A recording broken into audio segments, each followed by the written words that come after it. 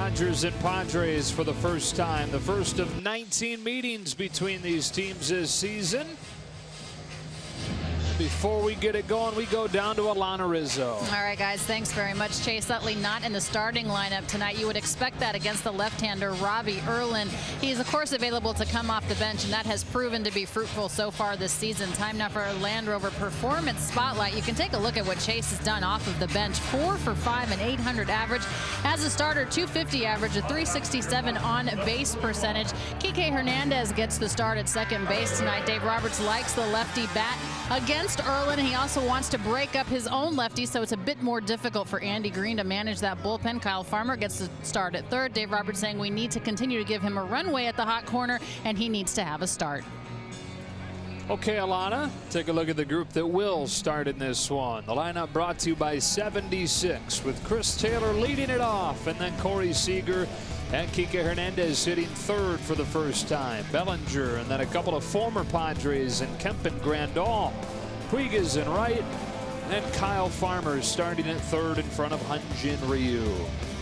It was supposed to be Luis Perdomo's spot in the rotation tonight, but Perdomo suspended for his role in the brawl in Colorado last week, and so Robbie Erlin makes the spot start. He's pitched in 5 games out of the bullpen so far and been pretty good. Coming back from Tommy John surgery, so coming into this year they had a plan with an innings limit for him.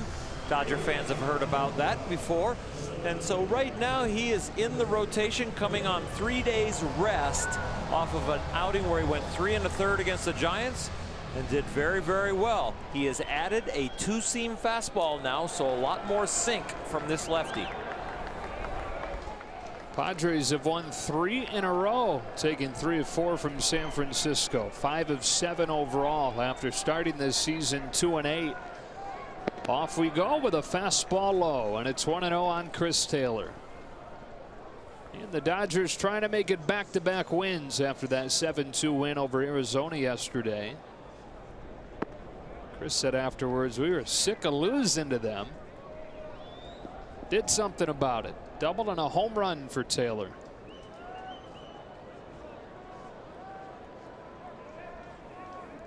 Erlin, a very quick worker. In there with a strike, and it's 2-1.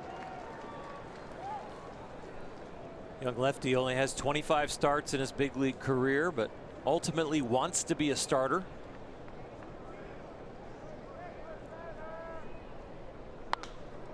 Taylor cracks a fly ball to short right field.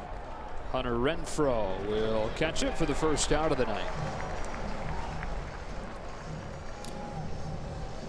Erlin, originally drafted by the Rangers, traded here to the Padres, and in and out of the rotation for 4 seasons now.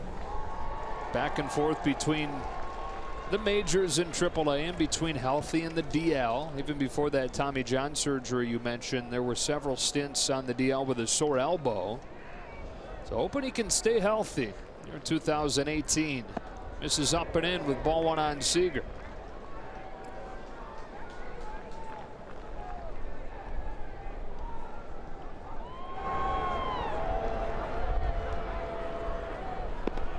One ball, 1 strike. Seager's going to see a fastball curveball change from Erlin. He has a slider, doesn't throw it very much.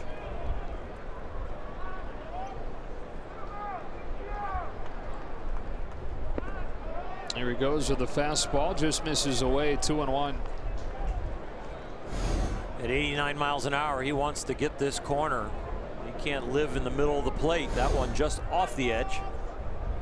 On our Audi pitch cast. On a 2-1, Seager takes ball 3. Corey's sitting right at 200.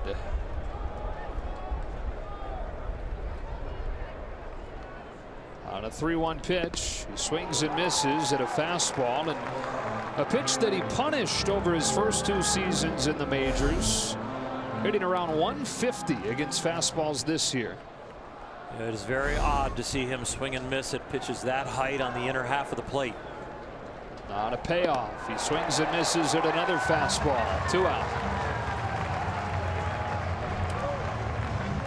Those are pitches that Corey feasted on last year, and I think will sometime this year. Just waiting for it to start. Brings up Kike Hernandez here in a scoreless first inning. Up into the 3 spot for the first time this year.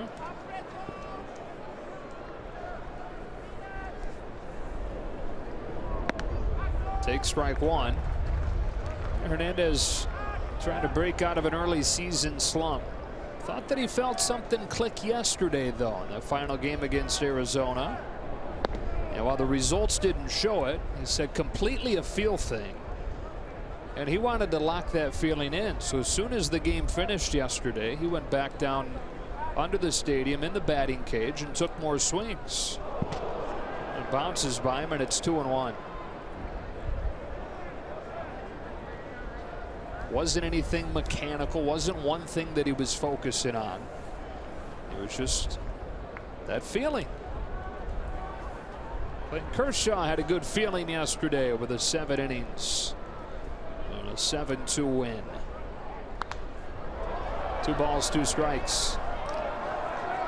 It is amazing as professional athletes that you can get on a roll or you're in a bad place and you all of a sudden feel something different, and you know what, you are driven to want to do it for a while so you can build it. And that guy has rarely had places where he's had to fix it. Yesterday he was dominant. Hernandez down in a curveball, and the Dodgers down in order in the first against Erlin. Hyun-Jin Ryu trying to build off his last outing. We'll watch him take the mound after this.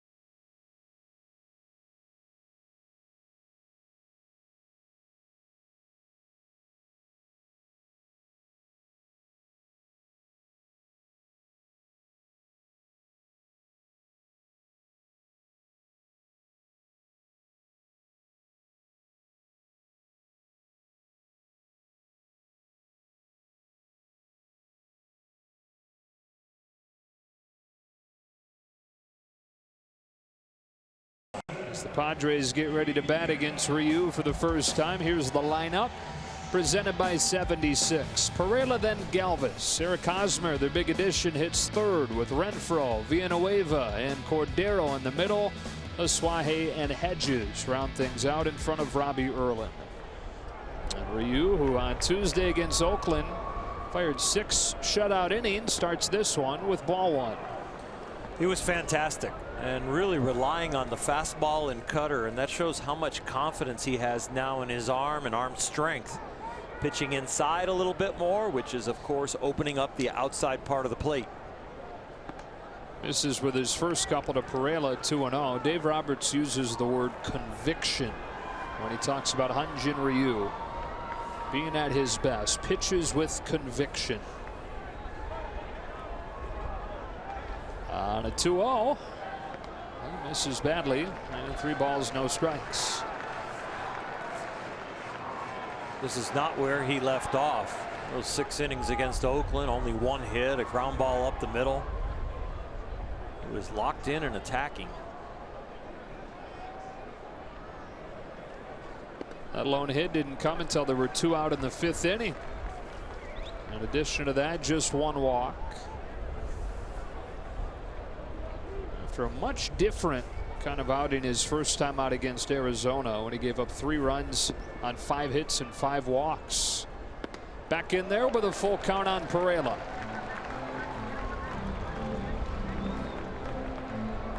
That first strike or two at the beginning of the game, it really kind of settles you in. Almost like the beginning of the season when the hitters are looking for their first hit. Starting pitcher feels it about 30 times a year. Gets in on Perela, and we'll do the 3-2 again. So what's that like when you start a game 3-0 on a guy? It doesn't feel good, and you're trying to kind of find it right away, but you don't want to groove onto the leadoff hitter and start down 1-0. A lot of times, you know, getting into that stretch, it looks really bad to the home crowd. If you're at home or on the road, they think all of a sudden they got you, but getting in the stretch and a new delivery sometimes gets you right back in line.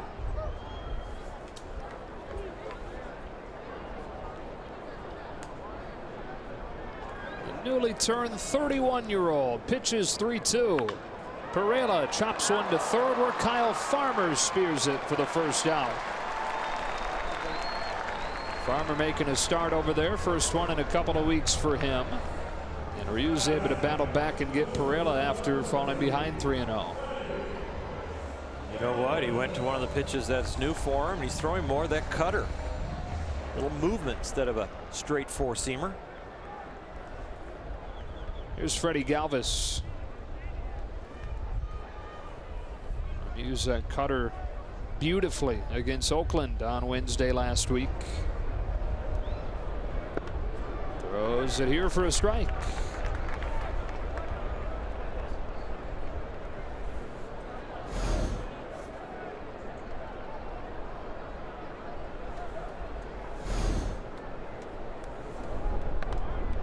Back to back, 0-2.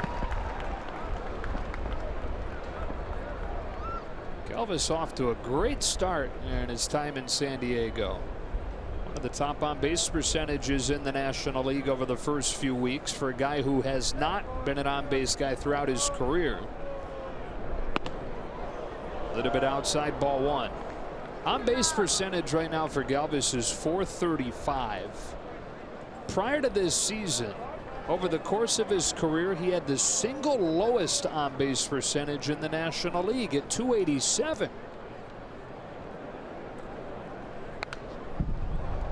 Asking people around the Padres, I said, all right, well, is he hot or has he changed his philosophy? And they said, well, he's hot, but he's also having good at bat after good at bat. He's not up there just free swinging, not just swinging at borderline pitches, waiting for his pitch, and he is battling. So they like his approach in the box. One wraps around the plate, 2-2, and you see a couple of borderline takes from the 28-year-old. The 0-2 pitch was right there near the edge, and that one almost framed and looked like it caught the corner there.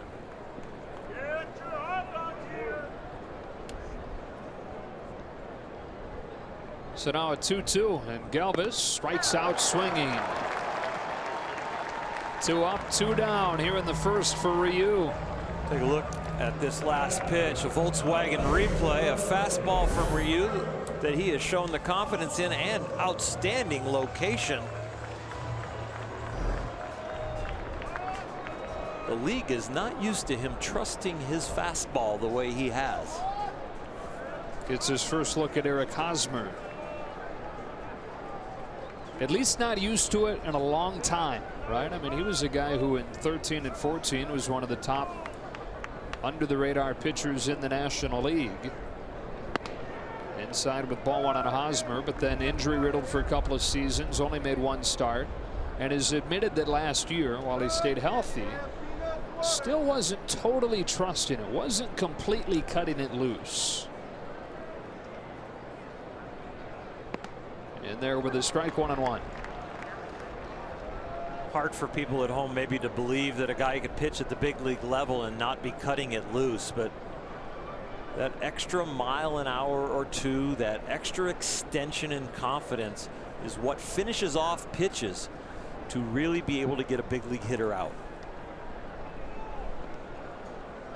When you're cutting off your delivery a little bit as you're coming towards home plate, about to throw the ball, and you just kind of tuck your arm a little bit, or you don't quite fire every muscle to get everything into it to protect that arm, or a repaired arm that you still don't have confidence in. That's a bullet, but foul. Wow.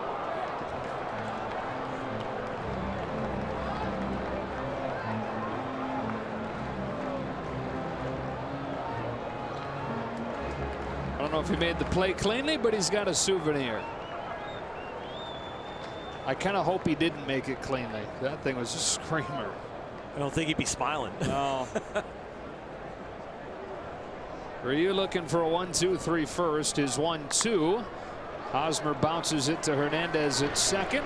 We're off and rolling in San Diego, and a couple of 1-2-3 half innings. On to the second.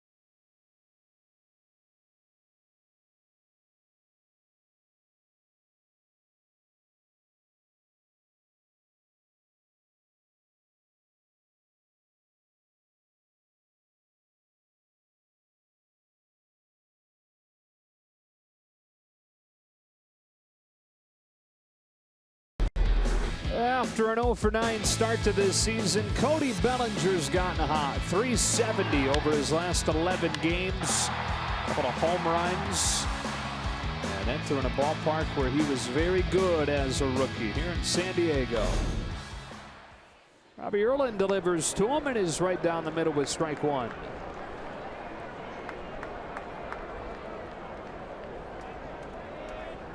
Six home runs last year against the Padres, more than against any other team. Had a 2-home run game here. One of his very first road trips as a major leaguer. Falls behind Erlin 1-2. Really, Bellinger and Grandal have been the two most consistent hitters in this Dodger lineup thus far. Watches a curve bounce. 2 balls, 2 strikes. Grandal tonight hitting 6th.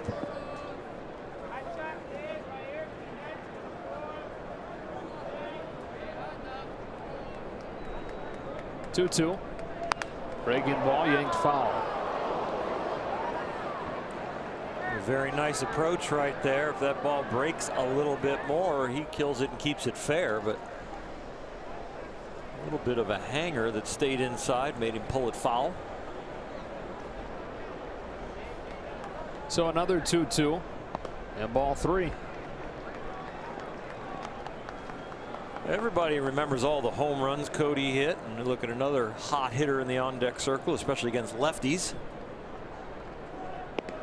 That's a leadoff walk for Bellinger after he'd fallen behind. First base runner of the game for either side. Starts the second.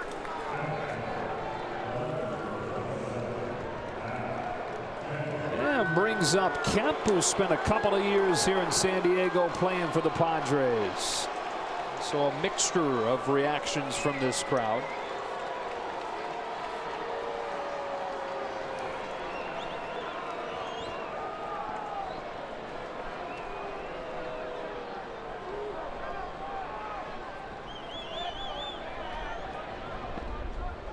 Takes off with the plate, ball one.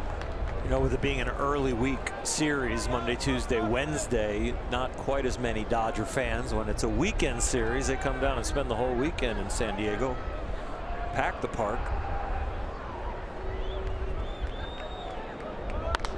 Kemp strokes one to left center field. That will get down. Cut off on a backhand by Cordero. Kemp's on his way to second. And he's out with a tag from Asuaje. Franchi Cordero with an outfield assist.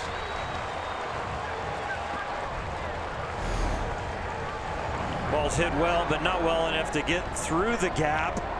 A little bit of a glance from Matt right there, but getting this ball in, Cordero makes a very strong throw.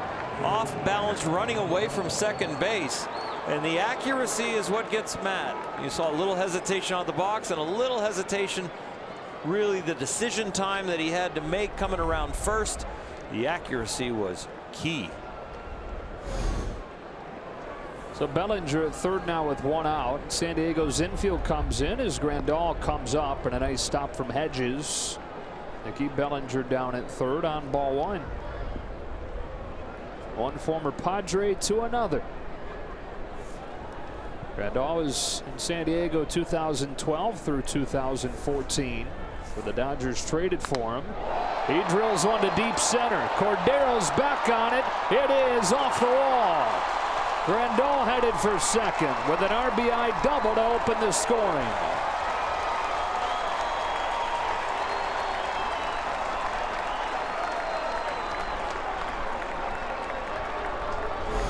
Couple of ex-Padres laying down the wood right here. Both guys have been hot against left-handed pitching this year, have really carried this Dodger lineup, and Kemp and Grandal. One peppers the left center gap, one peppers the right center gap. So the Dodgers with a 1-0 lead, and Yasiel Puig to the plate.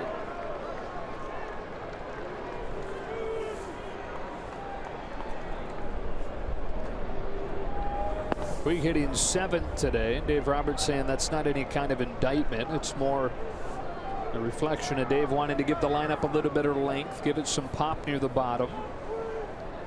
Especially with the way Puig has looked the last couple days since Dave Roberts moved him out of the 3 spot. 2-run single yesterday, a couple of doubles, a couple of walks on Saturday night. And he's just looked right in the batter's box. Dave Roberts doesn't make the lineup just for the first time around the order. He thinks about the bullpen usage and what arms are out there on the opposing side. And who would he possibly hit for and who will he not hit for no matter what. And so then as he starts to make moves, he still wants the lineup to feel like it functions correctly.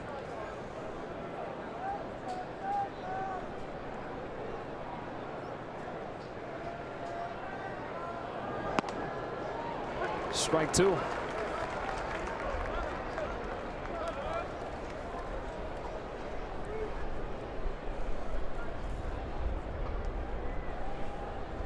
Bellinger started the inning with a walk. Moved to third on Kemp's base hit, scored on Grandal's double. Now with a man at second and one out. Erlin to Puig 1-2. Yasiel lays off a pitch high that evens the count. We have rarely this year seen Yasiel really wander out of the strike zone. Yeah, we've seen him roll over a few balls to the left side. We've also seen him hit an awful lot of balls hard. But his chase percentage, to me, eyeball test got to be low compared to other years. The tail end of one of his games where he was struggling, hitting the ball hard, he started swinging a few sliders from right-handers away. And we're like, oh, that looks like the old Puig. And it only flashed up once. San Francisco, right? Chase percentage right about even where it was last season, but that was his breakout year as far as plate discipline goes. Takes here, full count.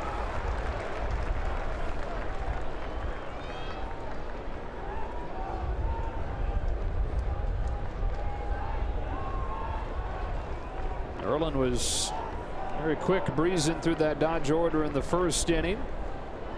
Only out here in the second was on the base paths. 7th one that he's had to throw to Puig. And Yasiel fouls it off. We'll do it again. Yasiel gathering an awful lot of information here.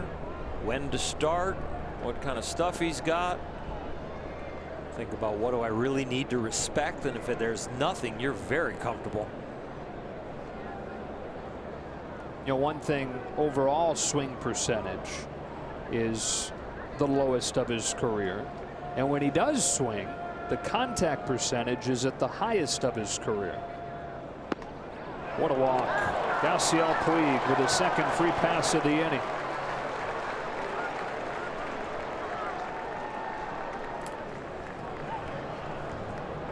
And the pitching coach, Darren Balsley, comes out with 2 on and 1 out, and a 1-0 game in the second. 34 pitches. Dodgers showing their patience again. Yesterday they had 6 walks. 7 walks. And boy, that was the reason that the offense was built. But their patience was outstanding, and here again today it's showing up. Had those 7 walks yesterday, Earl, and they had 7 total over the first 4 games of the homestand. It looked a lot more like the 2017 Dodger offense yesterday, passing that baton and stringing some things together. Kyle Farmer takes strike 1.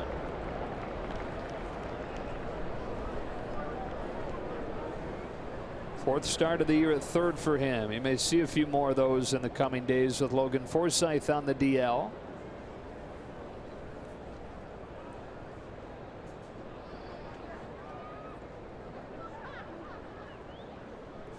Erlin's 0-1.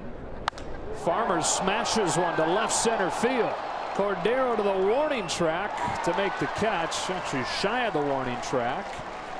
That thing sounded better, looked better off of the bat. Wound up being a pretty routine fly ball for out number 2. Dodgers getting the hang that Erlin is going to throw his fastball. 36 pitches, 26 fastballs. He's only thrown 3 curveballs. And the other pitches are changeups. So if he wants to live with that fastball, he better hope he gets a little bit more movement on it, because it doesn't have enough velocity to get by guys. Especially when he's facing this guy. Well, yeah. Hyun-Jin Ryu takes a strike. He had as many hits and had as many walks himself as he allowed his last outing. A hard single and a walk.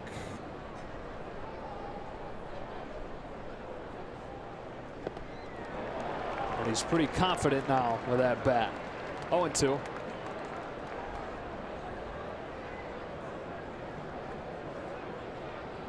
Still is no more powerful pitcher's batting practice than Hyun-Jin Ryu's.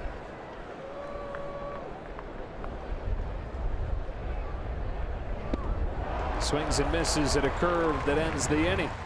But the Dodgers get on the board with a double from Grandal to the bottom of the second.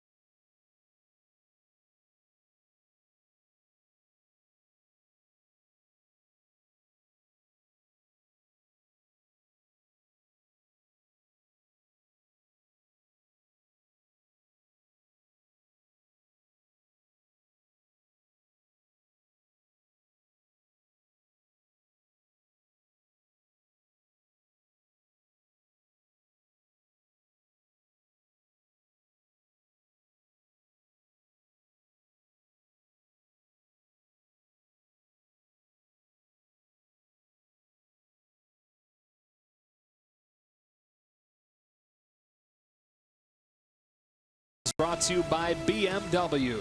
See a Southern California BMW Center today for exceptional offers or visit SoCalBMW.com.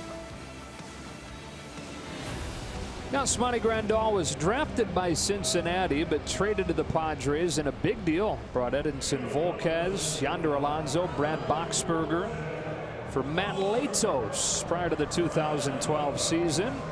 3 years here and then acquired in the Matt Kemp deal. Joe Davis, Or Hershiser, Alana Rizzo, and Hyunjin Ryu back here in San Diego. Ryu with the third best earned run average for a visiting starter in this ballpark's history, and some pretty good company on that list as he misses with ball one to Hunter Renfroe. Only Johan Santana and John Smoltz better in this park. Those are some really good names. Eric Bedard right below him, a very good left-hander. Renfroe gets his hands in and tugs it foul. He's going to need a new bat. So is Bryce Harper, but Harper's went out. You hear about that today? Yeah, what was that, his 7th or 8th home run of the year? I think it was number 8. Number 8.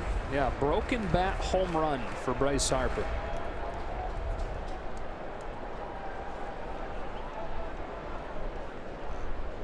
Put that in his free agent binder. He's having a good year, a good start so far.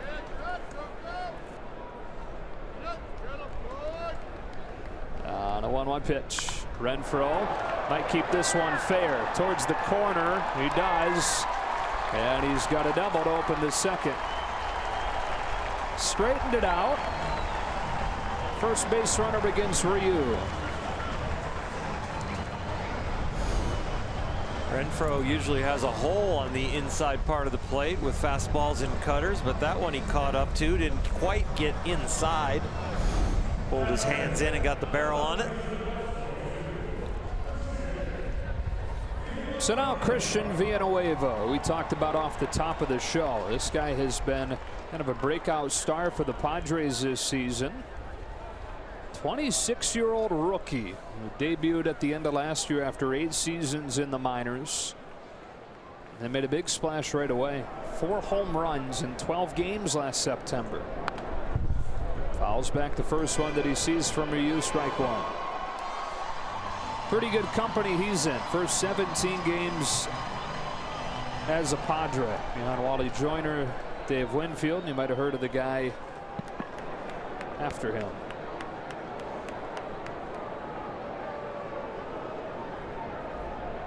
Tony Gwynn, one of the all-time greats.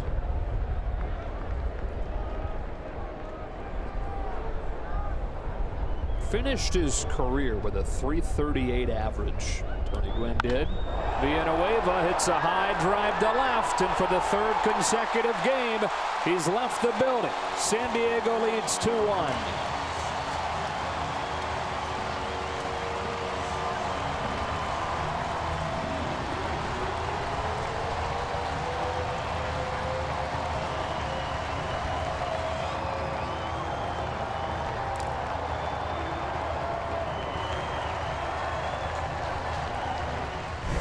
Take a look at this on the Carl's cam, trying to come up and in again. And both pitches are one that Renfroe hit, and now this one, both in about the same place. A young, free-swinging, powerful team. They will hurt you with mistakes. That's number 6 for him on the year. And now Franchi Cordero bunts to the first pitch, strike one.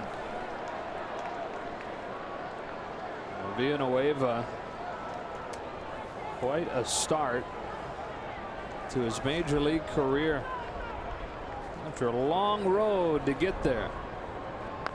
Cordero bounces one foul, and it's 0-2. Villanueva was originally signed by the Texas Rangers and then traded to the Cubs and was doing well in the Cubs system. But the year after they picked him up, they drafted Chris Bryant, so he was immediately blocked at third base.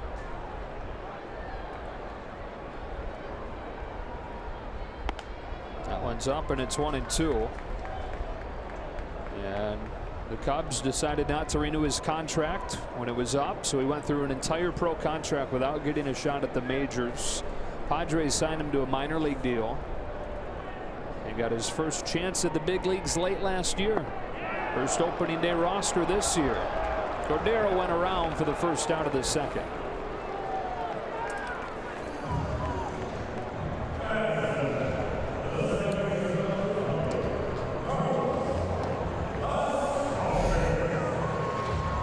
Got him on the breaking ball, and did he go? Yes.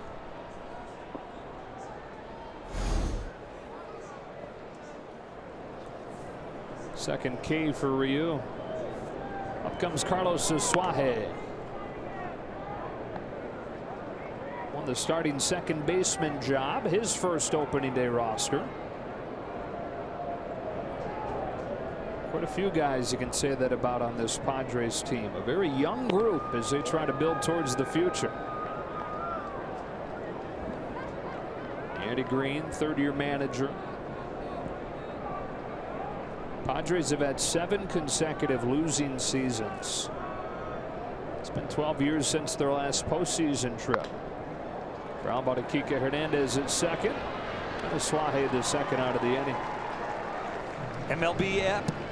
MLB Bat is your #1 Dodger app. Customize your experience to catch every moment this season. Get Dodger home screen icons and features such as MLB.tv Game of the Day, pitch tracking, in-game highlights, live radio broadcast stats, news, and more. Download MLB at Bat today. That was a rough one. I was going to say, you know how we pose the question, when is it no longer still early for the Dodgers? When is it no longer still early for your promo reading? I don't know. I got tongue-tied right there. Strike out Austin Hedges. That didn't sound like reading. That sounded like bad memorization. Right, just words.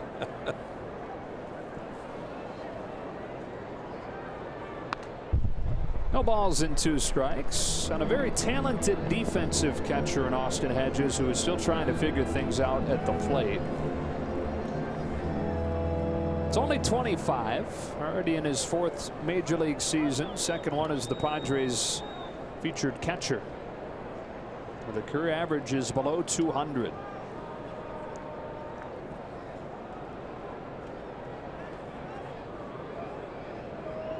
It's a defensive position, though, where you live with that. Yeah, shortstop, center field, and catcher. You can wait on the bat if the glove and the defense is exceptional. Up the middle. And we've even found that in right field you can wait. And Yasiel Puig, because he is a premium defender, the Dodgers have had tremendous patience with him at time on the offensive side.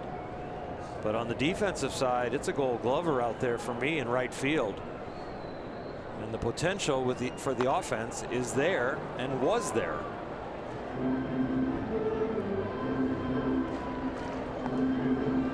Don't you think with a guy like him, though, he kind of earned the patience with how good he was offensively when he broke in? Yes, I think that was part of the equation.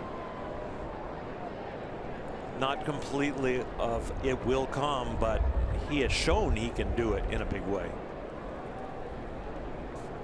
Oh, to get that glove on, there's a pitch coming home. It's inside 2-2.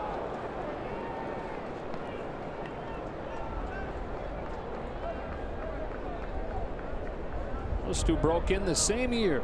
Ryu from Korea, Puig from Cuba. The odd couple. Those two guys are pretty good buddies.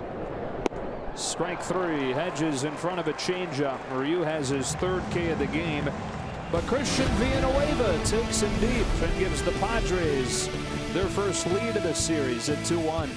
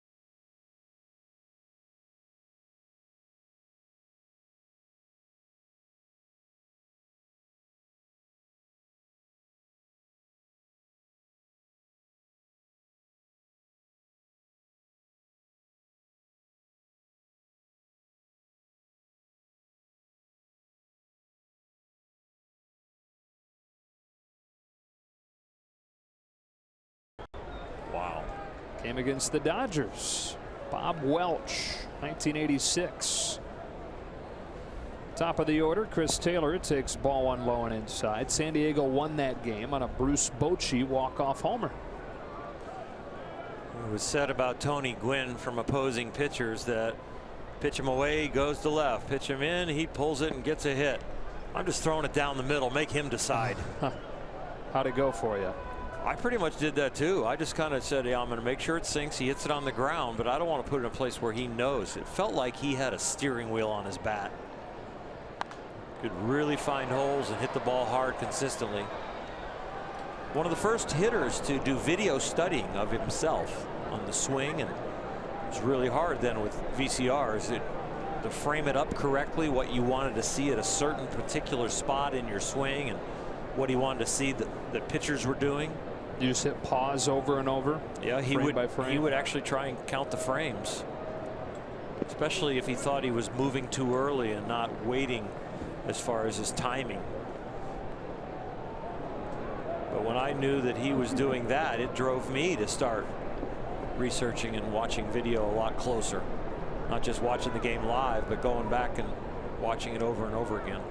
2-2 to Chris Taylor is curve low, full count. Now keep an eye on the pitch count for Robbie Erlin. He's made 5 appearances this year, but all out of the bullpen. The most that he's thrown in a game is 57. This next one will be his 45th. And it's hit into the ground to third, and it gets by Villanueva. Galvis chasing after that thing. He peels off his Perilla, picks it up, and Taylor's at second to open the third. Well, he put him in front with a 2-run home run, but his defense here perhaps costing them. The farther the hop is from your glove, the more you got to guess where it goes. So you have to attack the ball down by the bounce, not kind of give way on this one. When you got a chance to get a tough hop or a bad hop, you want to get a little closer to it if you can. Chris Woodward, the Dodgers third base coach and one of their lead defensive minds. That's something he talks about, that in-between play there that's really going to get you unless you charge it hard. Seager hits it hard, and it takes off on Renfroe. The Dodgers will tie the game, and Corey Seager will stand at third.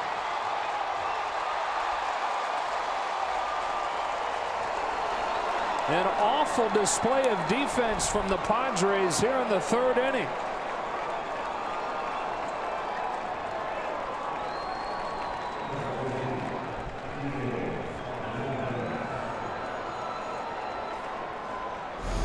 Corey Seager swings early and often, and he squares up an awful lot of balls. Swung through some fastballs in his last at bat. This one he does not swing through. Hits it so hard that the porous defense in right field there from Renfroe hurts Erlin and the Padres. Still nobody out. They'll concede a run and a ground ball to the middle with Kike Hernandez up there, and he takes a strike. Couple steps in, and then oh no, it's hit hard and it's not coming down.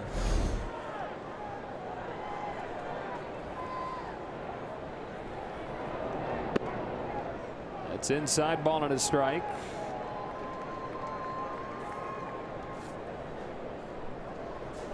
Perhaps trickled down as some of the injuries plaguing the Padres right now. They're down 2 of their top outfielders, and Will Myers and Manuel Margot. Hernandez sprays a breaking pitch foul, and it's 1-2.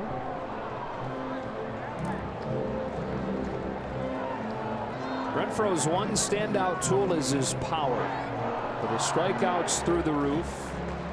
The defense, as you see there, not exceptional. Got a good arm. But his read on that ball cost San Diego.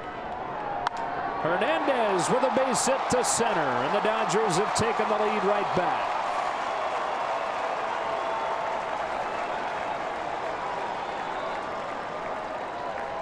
First clean hit of the inning. Plates the Dodgers' third run. Kike picks on a high fastball, gets on top of it, hits a linea to left center.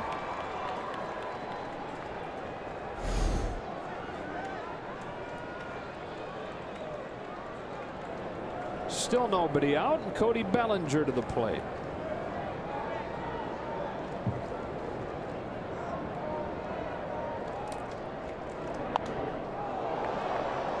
Started last inning with a walk and came in to score the Dodgers' first run.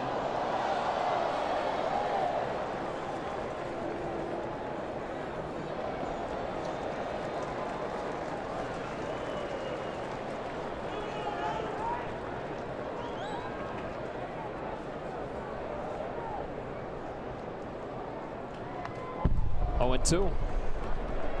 Cody has been hot, and the average is at 309. Hit 267 last year.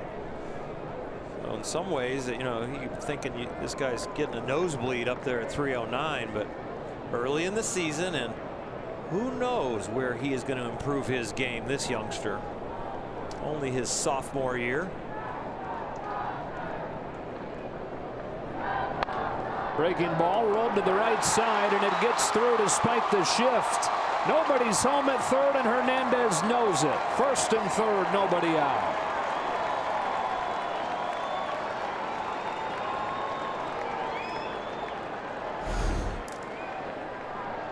This one squeaks through. There's three on the right.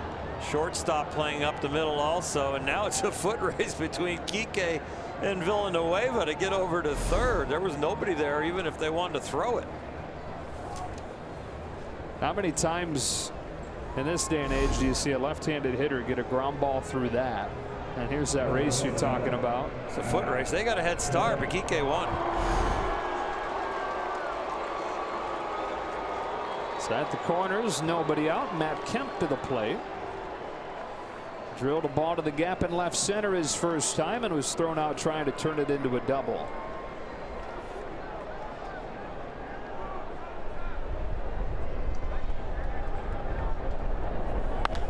Kemp hits a high drive to left center field.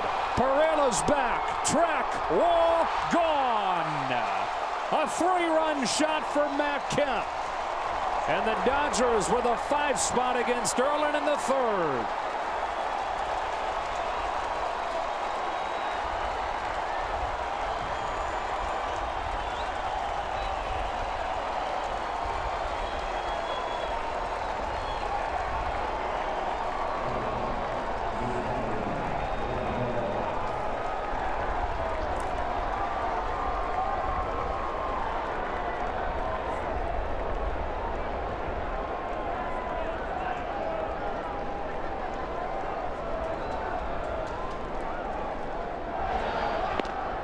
Strike on Grandal after the first 3-run home run of the season for the Dodgers.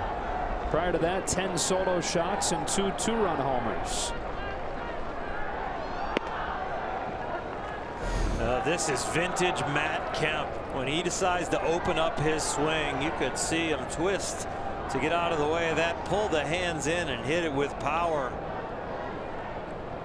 Extra base hits welcome. Dodgers 24th in the big leagues coming into this game. They are looking for doubles and triples and home runs. Second of the year for Kemp. Just like that, it's 6-2. Grandal smacks a ground ball up the middle. Suaje from short center for the first out. Erlin's now thrown 58 pitches, his most in an outing this season. 27-year-old out of Oakland, California, looks so good in that first inning.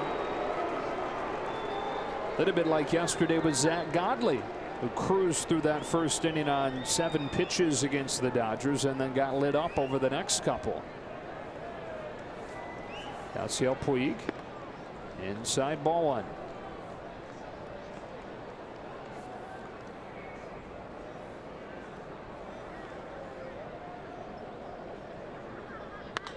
Puig hits a bullet to left. Pereira lays out and makes the catch. A sight for sore San Diego eyes after the poor defense to start the inning. Dodgers have been sitting on the fastball early in the count. Yasiel gets a little pitch right there that just off the end of the bat. Boy, they are hitting the ball hard this inning.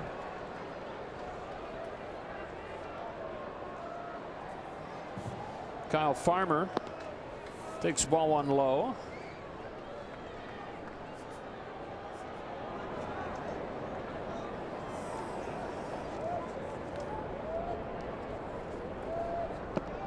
Two balls, no strikes. 5 runs, by the way, a season high for an inning. And scored 4 runs in an inning twice.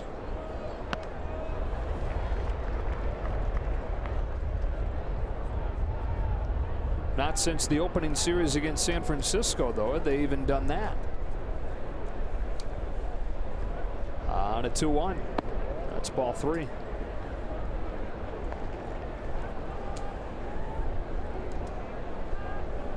Setting it up to be a long night for this Padres bullpen. Farmer's in front, 3-2.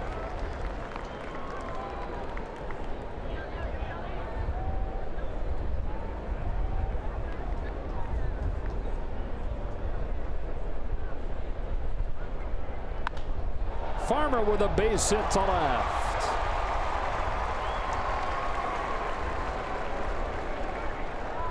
And as Ryu comes up against Erlin, they've batted around here in the 3rd.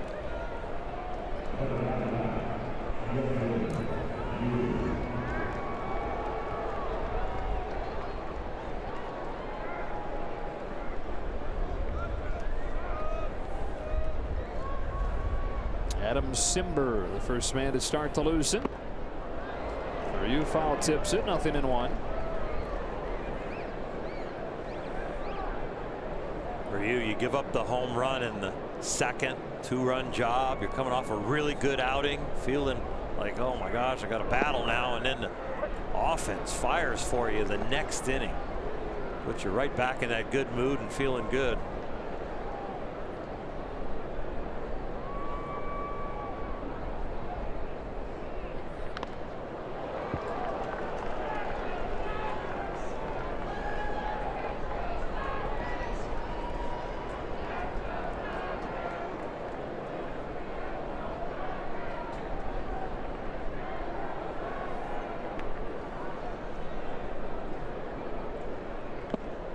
Gets him swinging, but the Dodgers bring 9 men to the plate in the inning. Matt Kemp with a 3-run shot, the highlight of this 5-run frame, and the Dodgers with a 6-2 lead.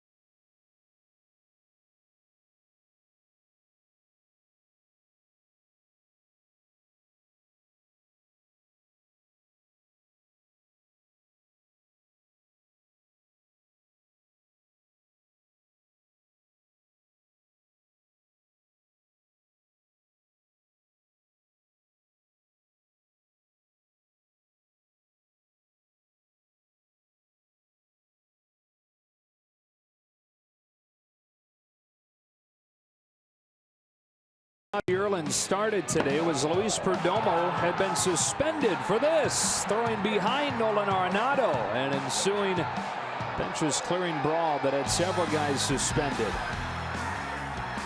Boy, Perdomo threw a fastball with a glove and missed in the same spot he missed with a pitch. And Robbie Erlin's day is officially finished as Matt Caesar pinch hits to lead off this third against Ryu.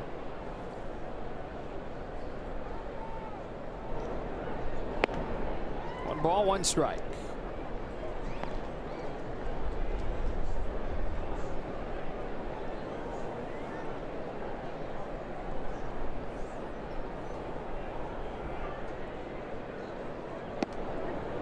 But outside 2-1. Good to see the Dodgers making some noise against a left-handed pitcher, because it's been an issue so far this year. As a team, hitting just .207 against lefties. Kemp, one of the notable exceptions, and again tonight with a single and a home run. That's low, 3-1.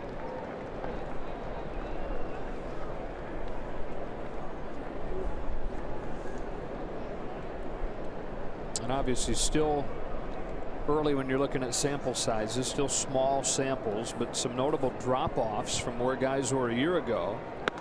And then of course you're without Justin Turner, who is one of the best in baseball against left-handed pitching. Yeah, these three have struggled, and then of course no Justin Turner, and then the two guys that have really carried them, Matt Kemp and Yasmani Grandal. Surprise from the right side has been outstanding. Drove in the first run tonight. Caesar strikes out swinging. Ryu's fourth.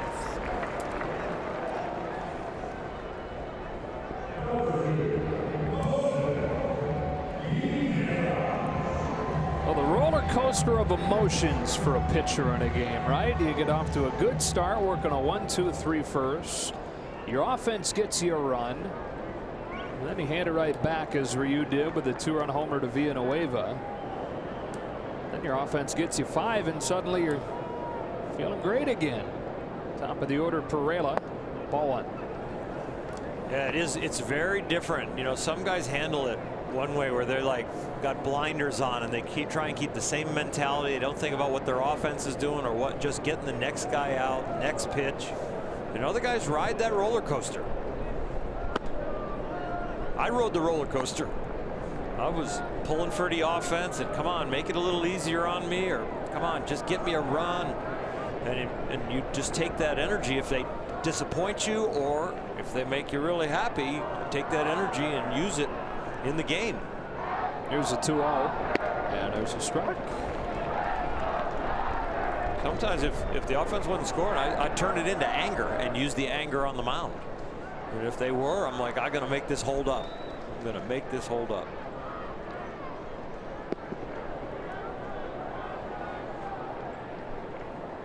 Alex Wood tomorrow night. Finally got that sushi out of his system. Still lingering some in his last start. 2-2.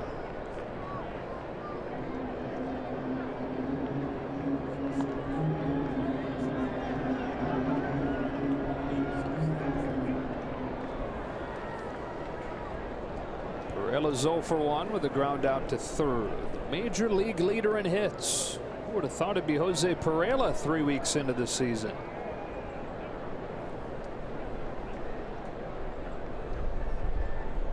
So confident now, they say. 28-year-old in his 5th year with Major League time, but on his first opening day roster, lays off a high fastball and the count goes full. He says he's the same guy that he's always been at home during the winter, going home playing in the Venezuelan Winter League, where he's always been a star, but hadn't found that same kind of comfortability, same kind of confidence in the majors really before last year when he took off. That missed the spot, but found the inside corner, and Perella's out number 2. April 20th, Dodger Stadium. Dodgers hosting the Nationals at 7:10. After the game, it's fireworks with music from the 1980s. Friday Night Fireworks presented by Denny's. Visit Dodgers.com/promotions. It's 3 consecutive strikeouts and 4 of the last 5 for Ryu. With 2 out in the third, Freddie Galvis. Ball 1. What were you jamming to in the 80s? Oh, I don't know. Tons of music. Billy Joel, Bruce Springsteen.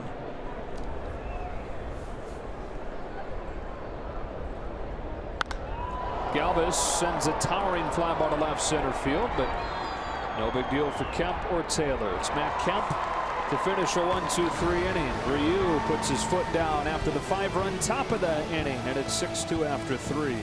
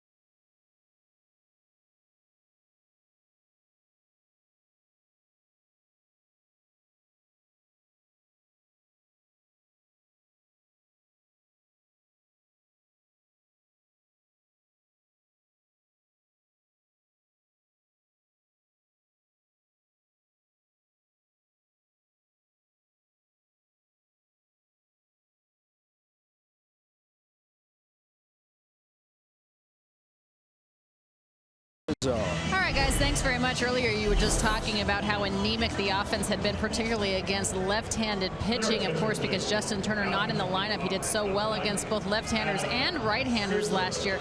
But really, if you look at the production from the third base position in general between these two clubs, it's a bit staggering. If you look at the third baseman this season for the Dodgers, there have obviously been a few since Justin Turner has been out of the lineup. Just a 170 average, 1 long ball, 5 driven in. San Diego not that much better as far as average is concerned, but they've driven in 7, and they have more than twice the amount of RBIs. So certainly, I know it's not one man that makes a team, but Justin Turner has certainly missed offensively. Christian Villanueva has been a big part of San Diego's attack at third base, winning that starting spot from Chase Headley. Into the bullpen, San Diego goes with Adam Simber. 27-year-old submariner delivers ball 1 to Chris Taylor. Always fun for the fans, not the hitters, to see a different arm angle like this. Definitely a lot of conversations break out after they see this delivery. It's one of the fun things about baseball, the different unique ways that you can do things, especially from the mound. Only going to come in about 86 miles an hour with the fastball, about 78, 79 with the slider. Comes from the land down under. Down there below his knee with his release. Ball coming from shin high. Knife to first on a weird bounce. Hosmer's got it. Taylor's the first out. So Chris is 0 for 3, and in a 6-2 game in the 4th, here's Corey Seager. Seager's 0 for 2, but man, oh man, did he crush that ball his last time up. It was misplayed into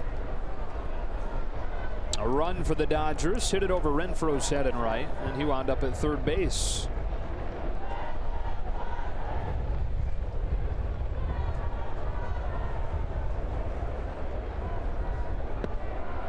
Ball 1 outside. Dodgers have hit the ball hard, whether it's been evaluated as a hit or an error.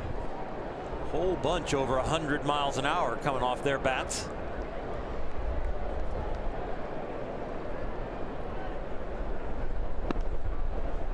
One and one.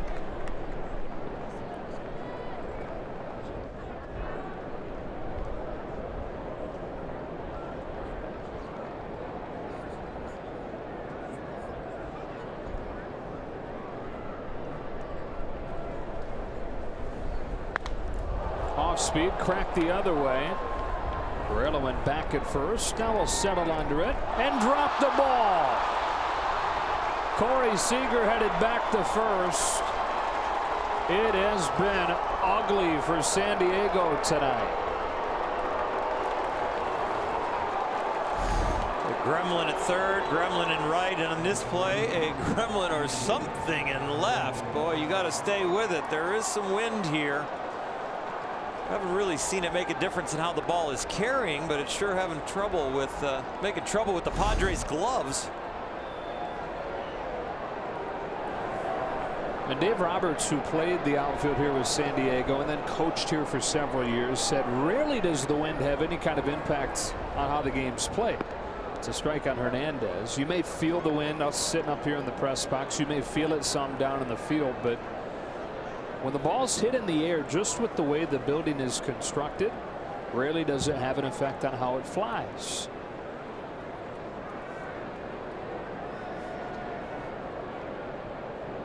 Here's an 0-1 to Kike Hernandez. He shanks it by the bag foul. Strike two. Which is totally different than a place in the division like San Francisco, where there are a bunch of different flags and you can't trust any of them because each part of the park could have a different kind of wind going on.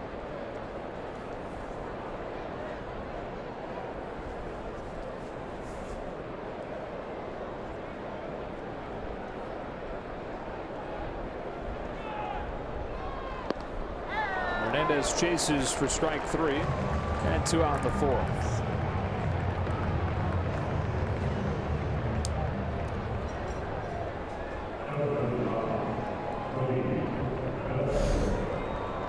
Coming from the land down under and then a slider.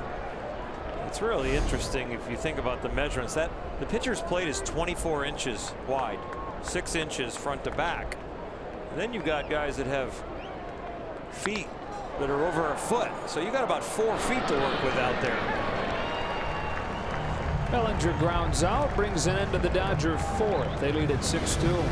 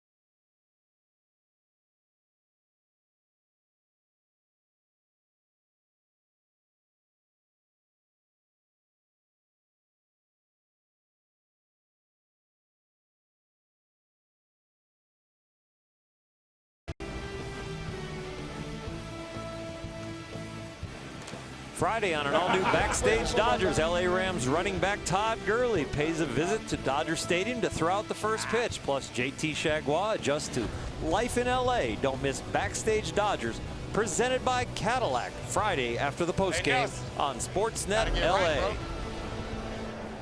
Eric Hosmer leads off the Padres fourth, takes strike one from Hyun-Jin Ryu. Grounded to second his first time up there. 2 hits for the Padres so far. A double from Renfroe, a home run from Villanueva. They came back to back and had the Padres in front 2-1 after 2 innings. But the Dodgers getting 5 in the 3rd. Matt Kemp with a 3-run homer.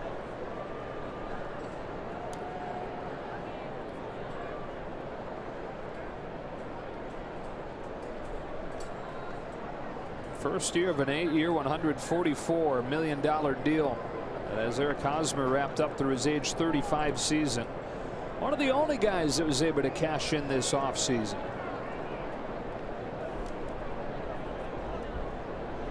The 28-year-old takes outside. What do you think of the Padres making a move like that for a cornerstone player at this stage of their rebuild? It was really a shocker to me to spend all that money. If all of a sudden Hosmer didn't find a market and they wanted to pay him maybe a little bit more short term, help guys learn how to win and put an impact player in the middle of their lineup. That was a very large expenditure, and just it tells me that when they start to assemble some talent around him now, that they won't be afraid to make some moves. Off of the hands, bounce to first. Bellinger will take it to the bag. And it just seems like they're still a little ways away. So why now? I think it would kind of be the question. But they would say that they're going to build around him and he'll be one of the veteran leaders when they are ready a year or 2 from now. Well, the Giants make all the moves they made. Arizona's got off to a hot start and they really feel like they have a playoff roster. The Dodgers are the Dodgers and have done this 5 years in a row. So it was kind of an odd time for me to see them make such a big move. 1 out for Renfroe. Takes low and inside, ball 1.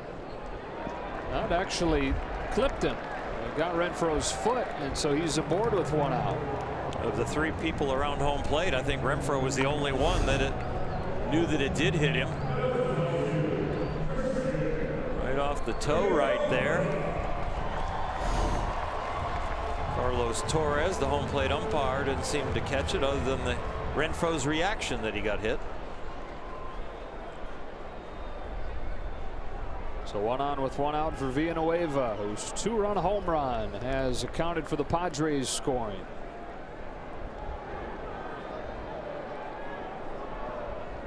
Villanueva, first week of the season, had a 3-home run game against Colorado.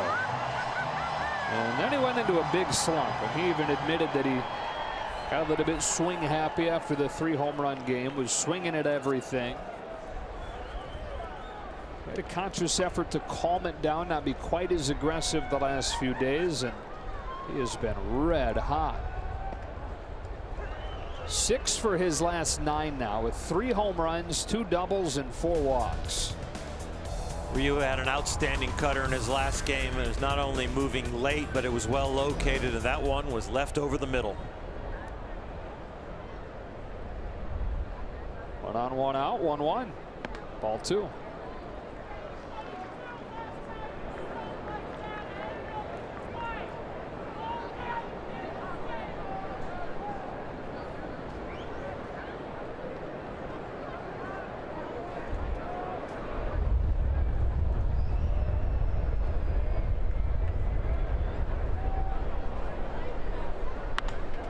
Yanked to left, another base hit for Villanueva. This one down the line for a single.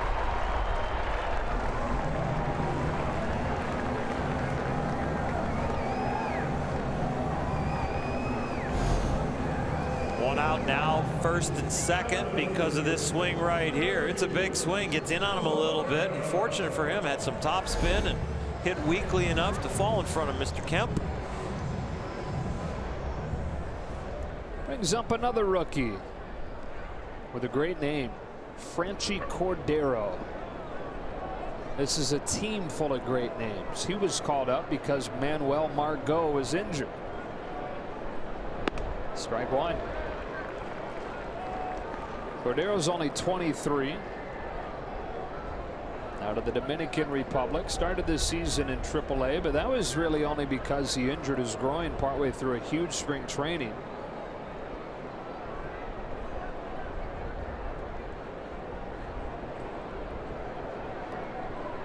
He was the first man that came to mind as soon as they needed somebody.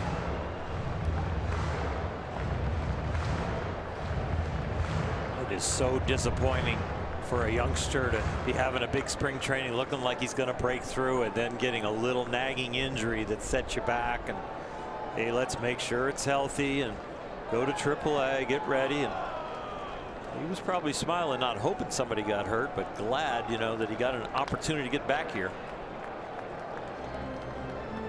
Played 30 games at the major league level last year, and they brought him up mid-season. Started hot, but then had a 1-for-31 stretch, so they sent him back to AAA and finished the year there. Focused on a couple of things in the fall as far as his work in AAA. Went home to the Dominican, won the Dominican League MVP this winter. On a curve, he looks at strike 3 for out number 2. Ryu quietly racking him up. That's number 6. This is a big bender that drops in. The guy who pitched yesterday for the Dodgers had a pretty good curveball too. Ended up with 12 strikeouts. A lot of them on his slider, but boy, did Clayton Kershaw throw the ball well. I think best one yet. For sure. And again, we are so spoiled every 5th or 6th day. Carlos Suaje, 2-on, 2-out, ball 1. He's the stabilizer. He's not only the stopper, he's the stabilizer. Just to stabilize the whole team, not just the rotation.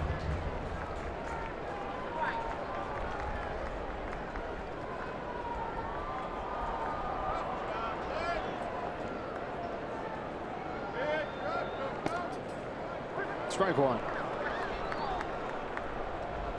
Next start for Kershaw will come over the weekend against Washington. Back-to-back National League East opponents at Dodger Stadium. First the Nationals, then Don Mattingly and Derek Jeter's Marlins. Sweeps outside for ball 2. How famous do you have to be to actually get your name in front of your team's name? That's pretty good. Yeah. And it was very natural. It wasn't, it's like that's the way it is. Those are Derek Jeter's Marlins right now. It felt a little forced. I'm glad it didn't come off that way. Yeah. 3-1. Got to be pretty famous though.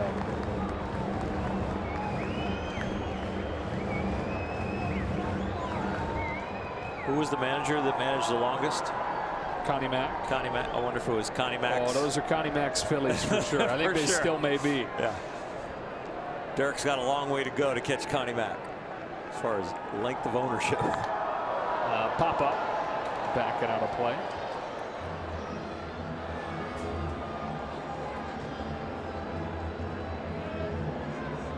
They're Connie Mack's A's. Beg your pardon. Yeah. It's a big out for Ryu. He's feeling pretty good about it. Gave up the 2-run shot. Offense comes back, gets him 5, and now he's got 2 out after having first and second 1 out. Feels some momentum in this outing. Get this last out here.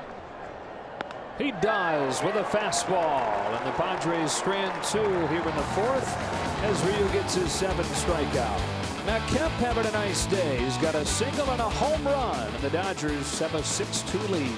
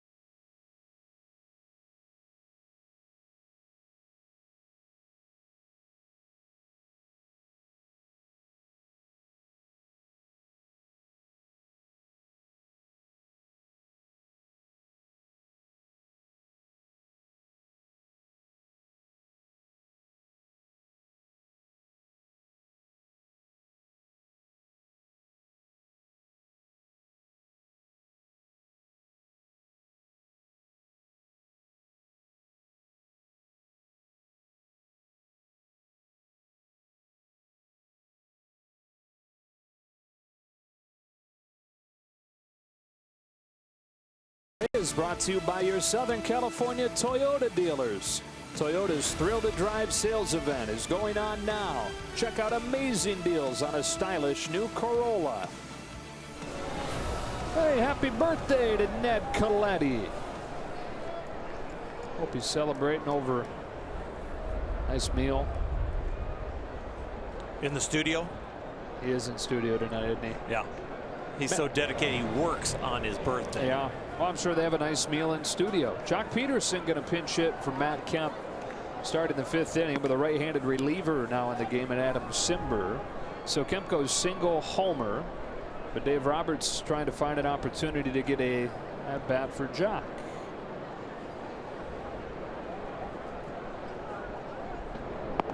And the knee jerk may be to say, well, you don't imagine Matt Kemp is real happy with that. But Dave Roberts has just kind of made it the standard, and the understanding that he's got to get guys playing time, has to keep guys current, in his words.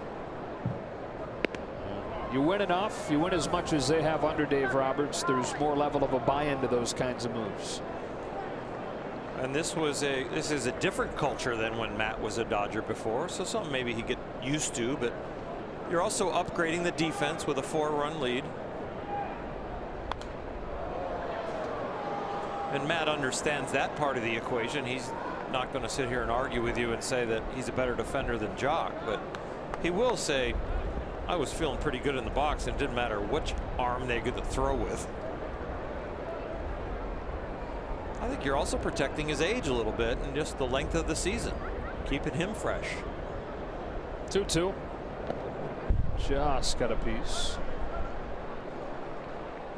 Now in the case of Peterson, they're trying to get him going.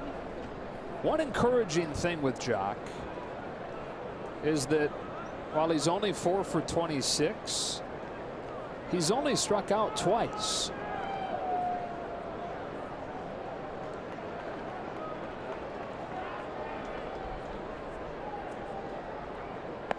Three and two.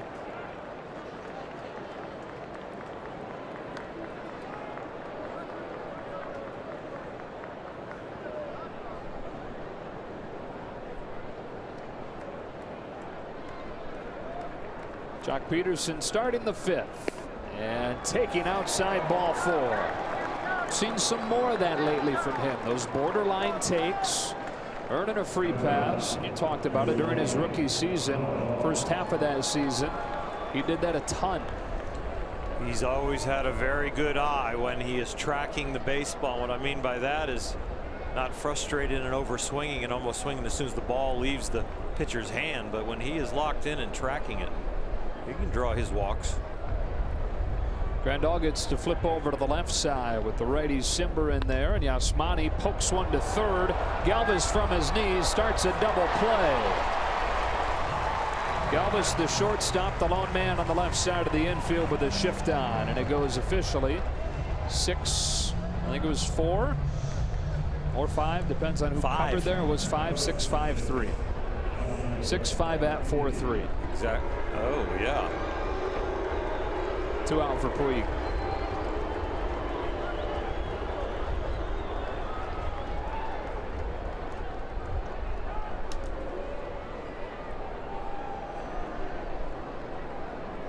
Walking a line out for Yasiel, and a strike.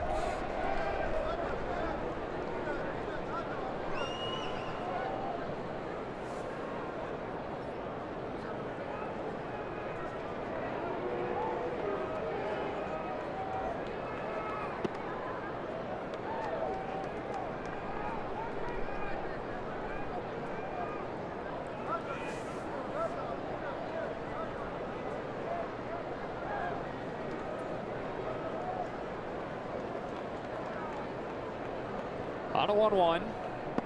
Puig watches one paint the corner, strike 2.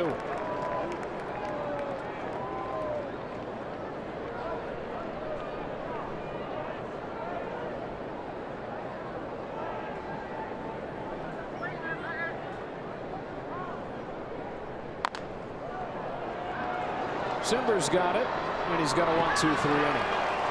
Halfway home in San Diego, the Dodgers trying to make it back-to-back wins, and on the strength of a 5-run third, they lead 6-2.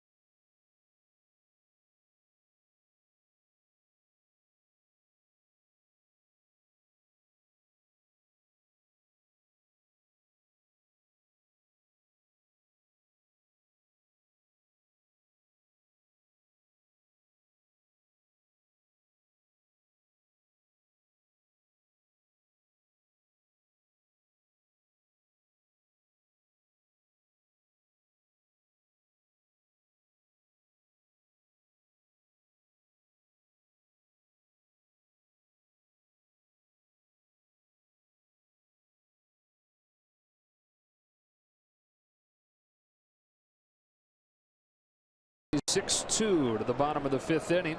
Jock Peterson in the game and left after pinch hitting for Matt Kemp. Hyun-Jin Ryu to Austin Hedges coming inside with a cutter that's grounded foul, and it's 0-1. Hedges has struck out his first time, and against the Dodgers in his career is now 6 for 65.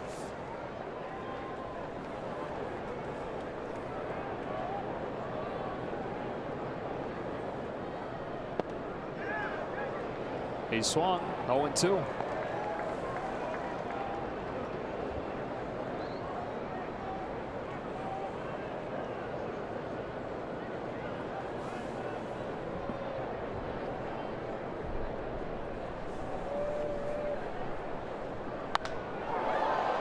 Pop fly to center.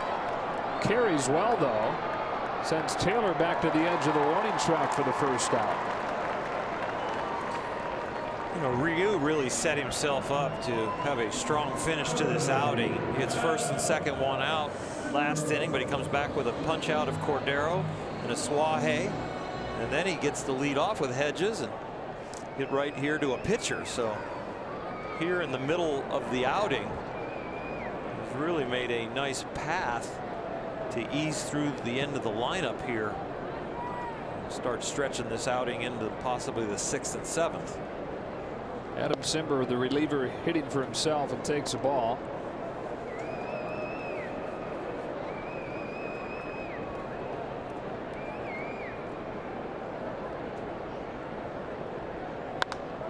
And now pops it into short center. Hernandez calling off Taylor. 2 out.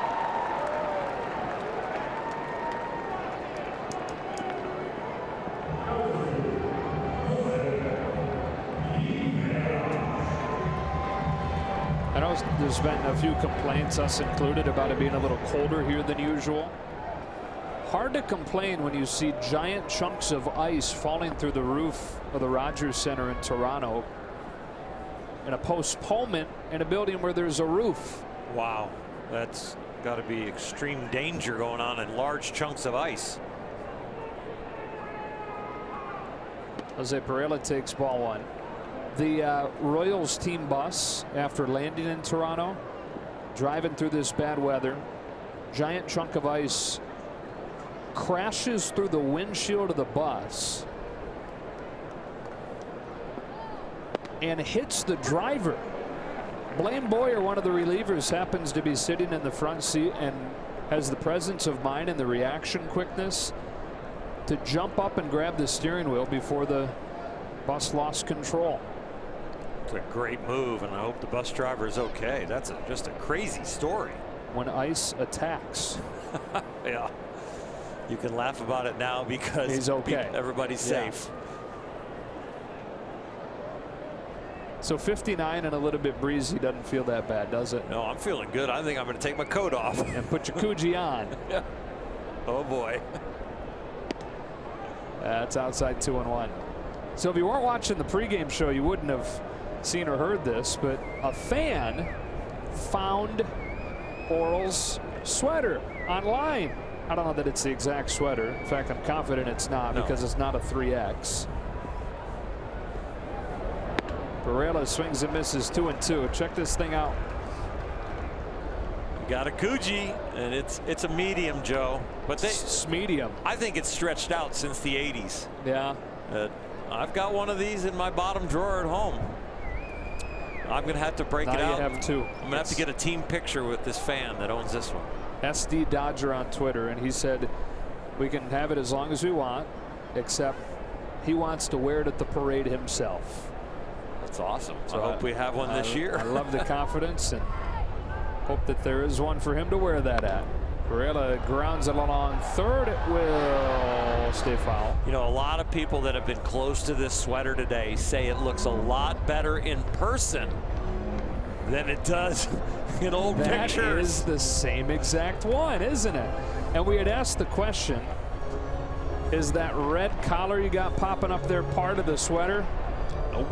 No. He was popping his collar on a polo under this thing, huh? Hey, you got to pop the collar. You got to turn it up. 2 flaps up right there. Wow. And you are, you can fly straight. You are turned up there? I guess I am. Yeah. It was chilly that day. It might have been 59.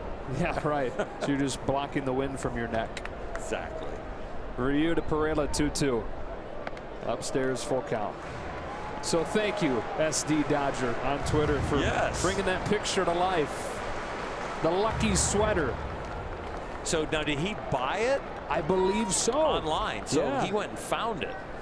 It better not have been on like the ugly Christmas sweater site. No, just ugly sweater, period. Oh, thanks. Varela strikes out swinging, and that's a 1-2-3 fifth for Hyun-Jin Ryu.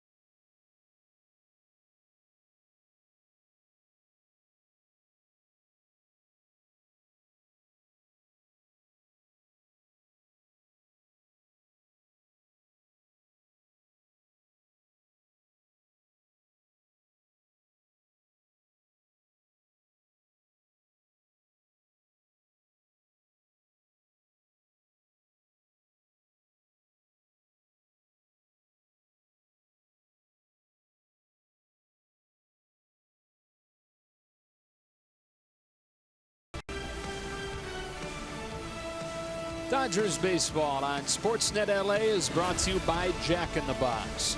Try the new Cholula Buttery Jack, part of the Buttery Jack family, only at Jack in the Box.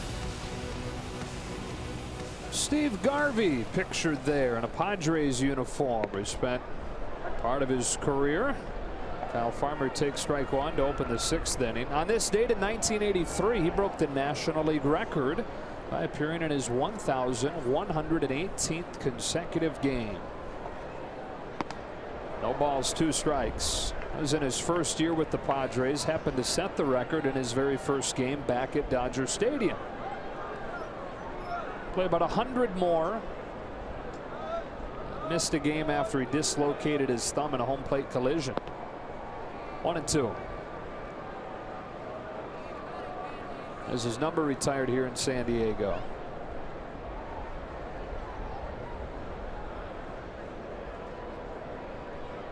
Simber to Farmer. Got him. First look at Adam Simber for us. What do you think? I like the delivery. I'd like to see the breaking ball maybe be a little bit bigger, and I'm wondering at times why he is coming from the land down under on the right side but pitching from the first base side of the rubber. It must have something to do with the command, because you could get all the way over to the third base side if you wanted to really feel like you're throwing the ball from behind the right-handed hitter. Misses for the first one to Ryu, who hits for himself, having thrown only 81 pitches so far.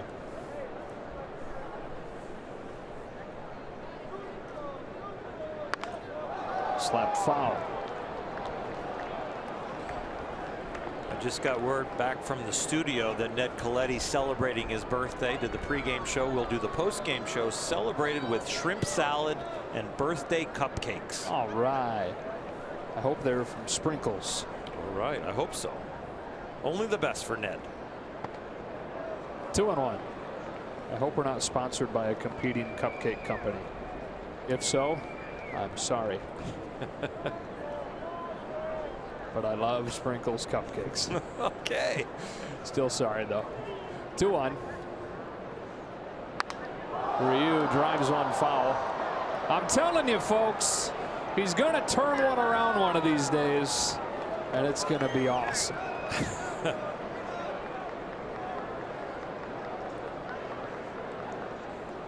We're being told it was Susie cakes, which they're good too.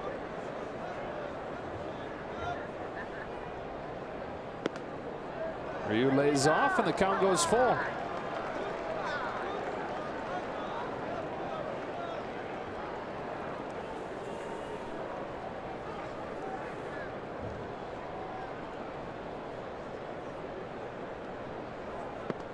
On the corner, strike 3.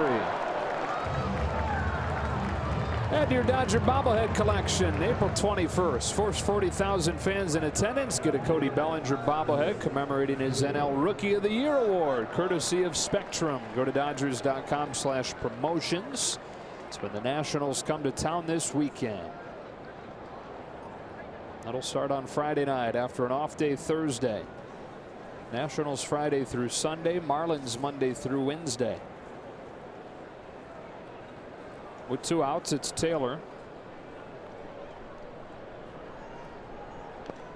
Fouls off the first pitch. Talking about the upcoming series, here's Alana to let us know who's going to be on the mound moving forward. Yeah, off day on Thursday. Everyone's going to get basically an extra day off. So they're going to stay in line, though, as far as the rotation is concerned. It's going to be Rich Hill on Friday. Clayton Kershaw will go on Saturday. And Hyunjin Ryu will be in the series finale on Sunday. All right. That will be Sunday Night Baseball, by the way, on ESPN. We'll be back with you Monday for the Marlins opener. On a 1-1 pitch, Chris Taylor looks at a strike.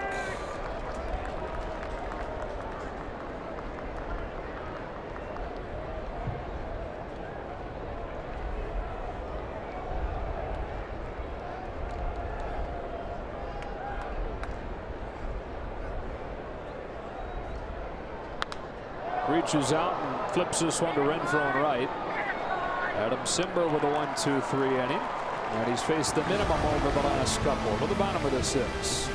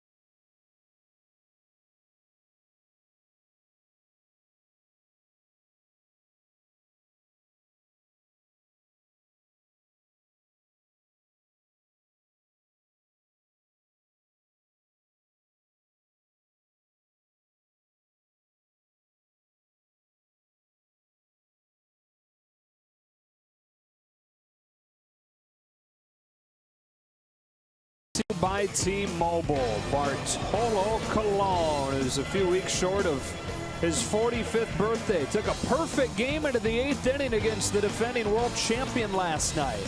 He then walked Carlos Correa to open the 8th, so that lost the perfect game. And then Josh Reddick, the old Dodger, doubled to break up the no-hitter. Would have been the oldest pitcher ever to throw a no-hitter. A little bit older than Nolan Ryan when he threw his final one. Hyun-Jin Ryu with a strike on Freddie Galvis, and away we go on the bottom of the 6th.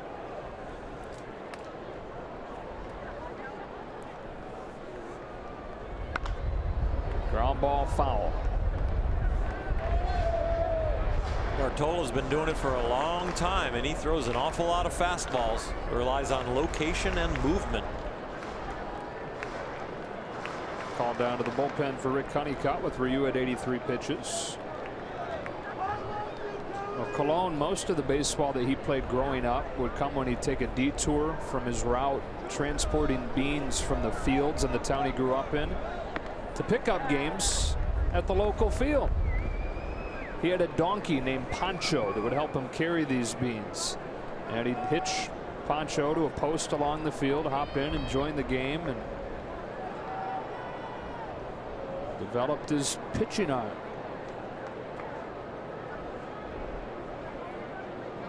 Ryu to Galvis, 1-2. Shot to second. Hernandez off a bounce, throws him out. Colon got his pinpoint accuracy that he uses now with the low 90s fastball, not just from those hours of pickup games practicing, but from throwing rocks to knock high-hanging mangoes and coconuts out of trees. And he's putting that to use now, no longer with the high 90s fastball like he used to have. There's Chagua warming. Averaged about 90 with his heater last night. Here's Hosmer. Grounds it back to Ryu. We've seen him make a play like that before, where he lunges off of the mound, showing nice athleticism. 2 out. Memories of another left-hander that had the build of Ryu. Fernando Valenzuela could really field his position. Fernando, a much better hitter than Ryu. Very good athlete.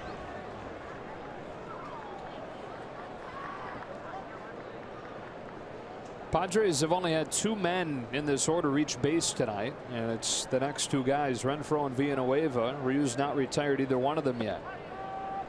Gave up a double and hit Renfroe. And for Villanueva, a home run and a single.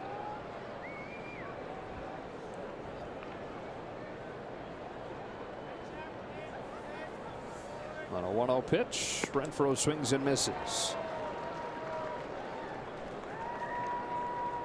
You would think if Ryu gets him out that this would be his last batter.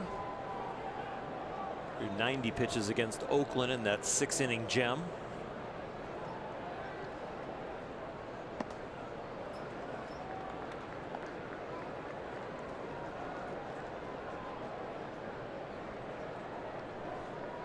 Be interesting to see if he doesn't get him out, if it still would be his last batter, with Villanueva having had the better of him tonight. It's 3-1. I could definitely see that move being made. I just say where we are here in the middle of the game, and you want to keep that lead stretched out before you get into the 7th. On a 3-1, Renfroe fouls it back.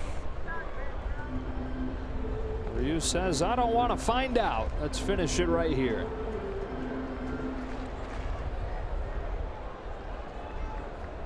Well, the pitch that Ryu has attempted to these next 2 hitters to try and get him out with is that cutter inside, but he's been missing out over the plate. See if he goes there or wants to stay away. Yasmani and he having trouble getting on to which sign they want. It's a guy at the plate here who can hit it a long way if he does leave it over the plate. Comes inside with a fastball, and it's fouled off. Yeah, he tried to come inside, but he left it over the middle of the plate again.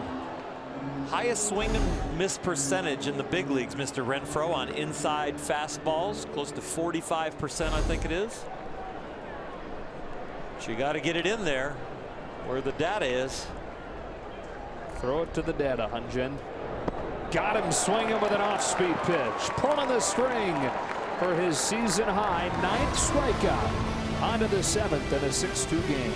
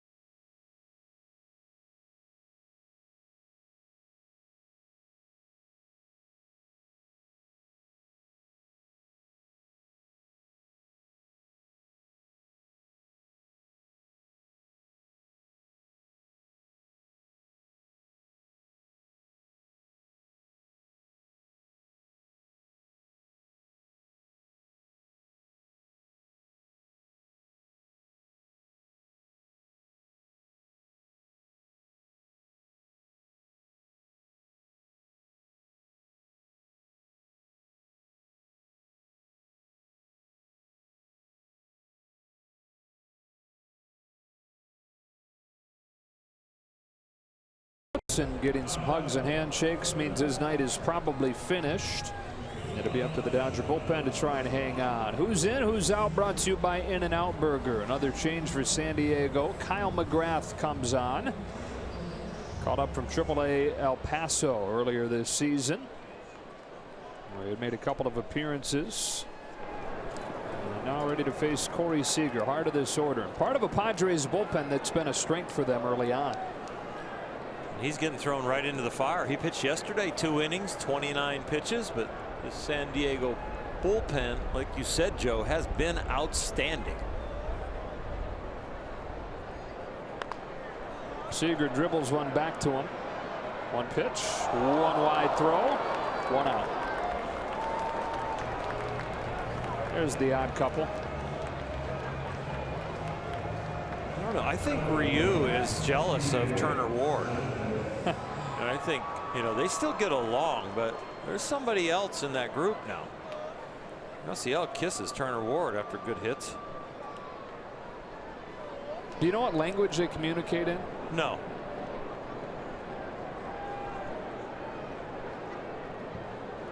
Here's Hernandez with one out.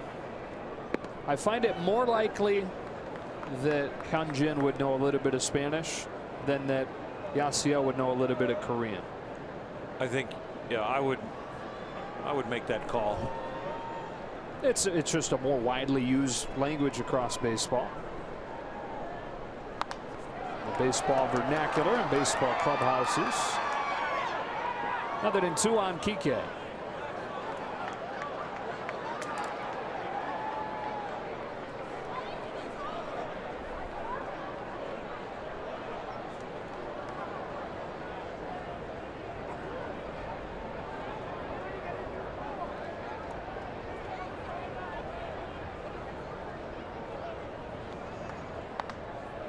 Muscles one, foul ground at first. Hosmer won't get there. It is nice to see smiles and interaction on the Dodger bench. There haven't been a whole lot of that here early in the season, but I think as the production changes and the record changes, see more of that personality come out.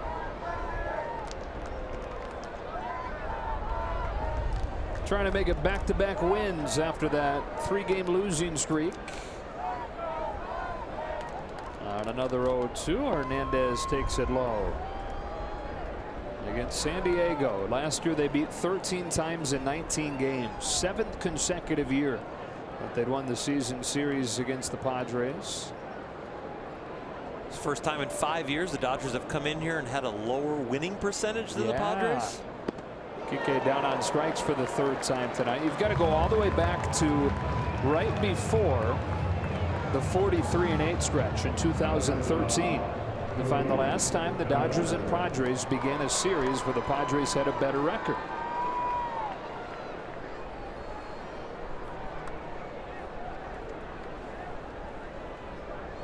Two out for Bellinger. This very talented Padres bullpen has shut things down since Robbie Erlin left the game following the 3rd. Dodgers without a hit since then.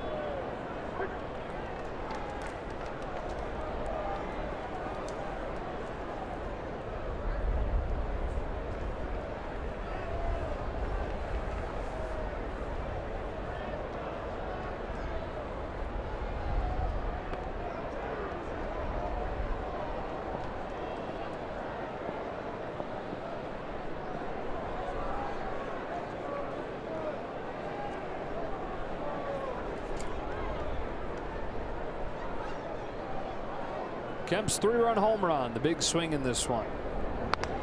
Bellinger grounds it sharply, but they have him positioned well. Manaswahe throws him out. We stretch in San Diego with the Dodgers in front 6-2.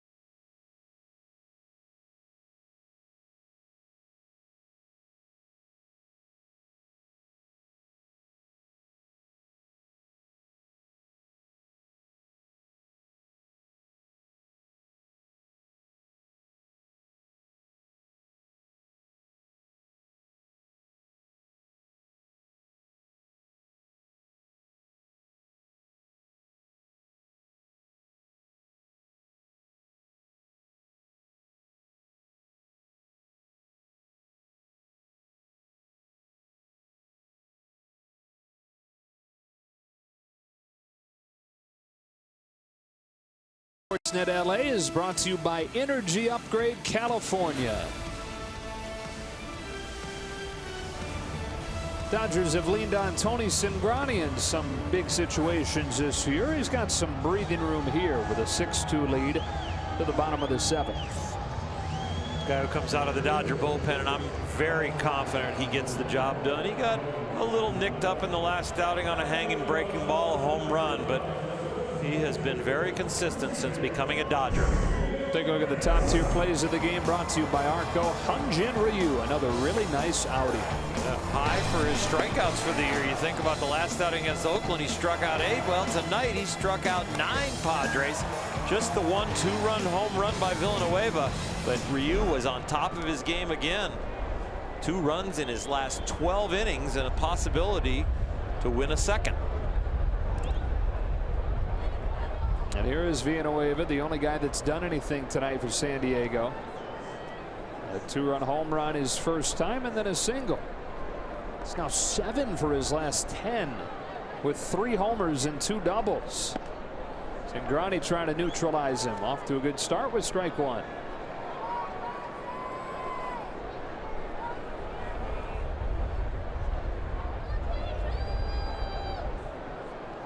Villanueva's taken the job from Chase Headley, veteran that the Padres brought back this season.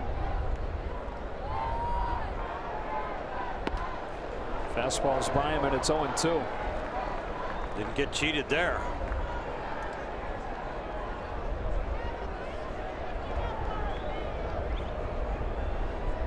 There's Headley, who has started the year 1 for 26. Strikeouts in half of his at-bats. So he was supposed to be the guy early on, and then they started to give Villanueva some playing time, and in one of his first games he had the 3-home-run game. And he's hitting close to 500 against left-handed pitching. It's an easy decision at this point for Andy Green. A ball and 2 strikes.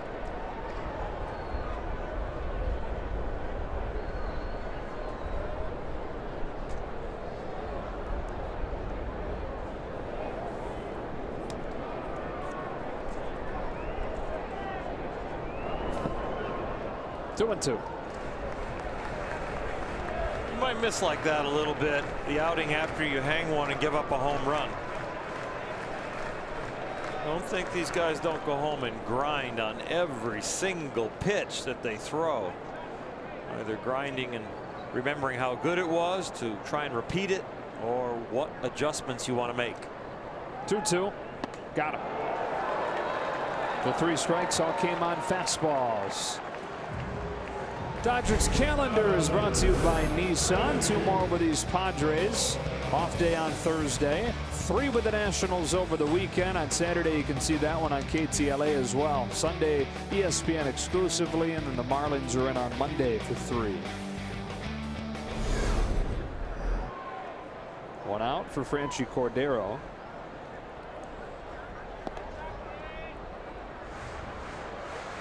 Nationals beat the Mets today 8-6. They're now 8-9. So similar story to the Dodgers. Slower start than anybody expected from them.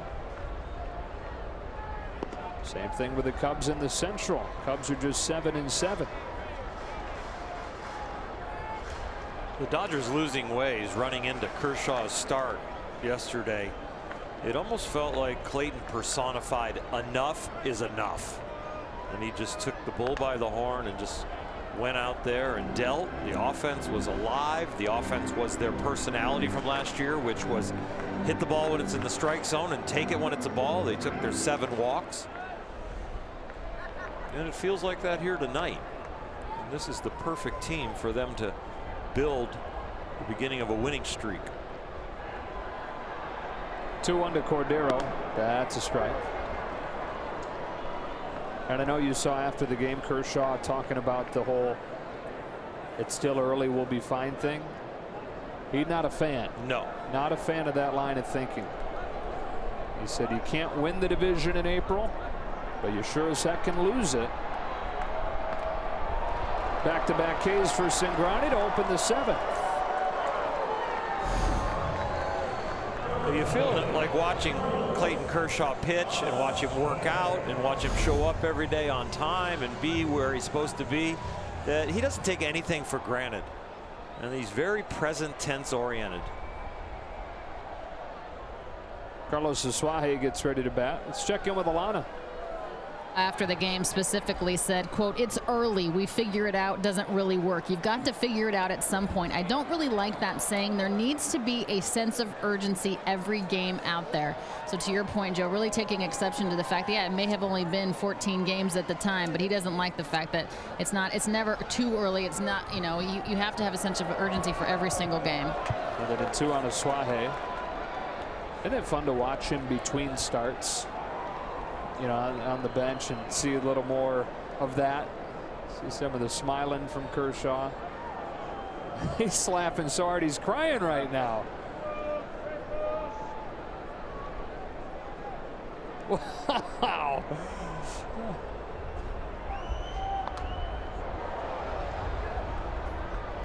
With Rich Hill. Well, they've got that machine that we saw with the Logan Forsythe. Yeah. And then massaging his shoulders.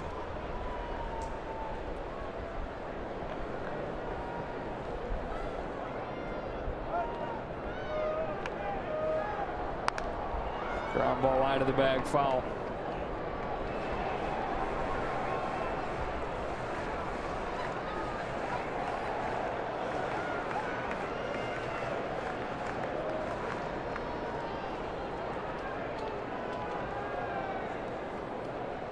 So I have 0 for 2 tonight and 3 for his last 28. Cingrani trying to strike out the side. That one's in the dirt, and it's ball 1.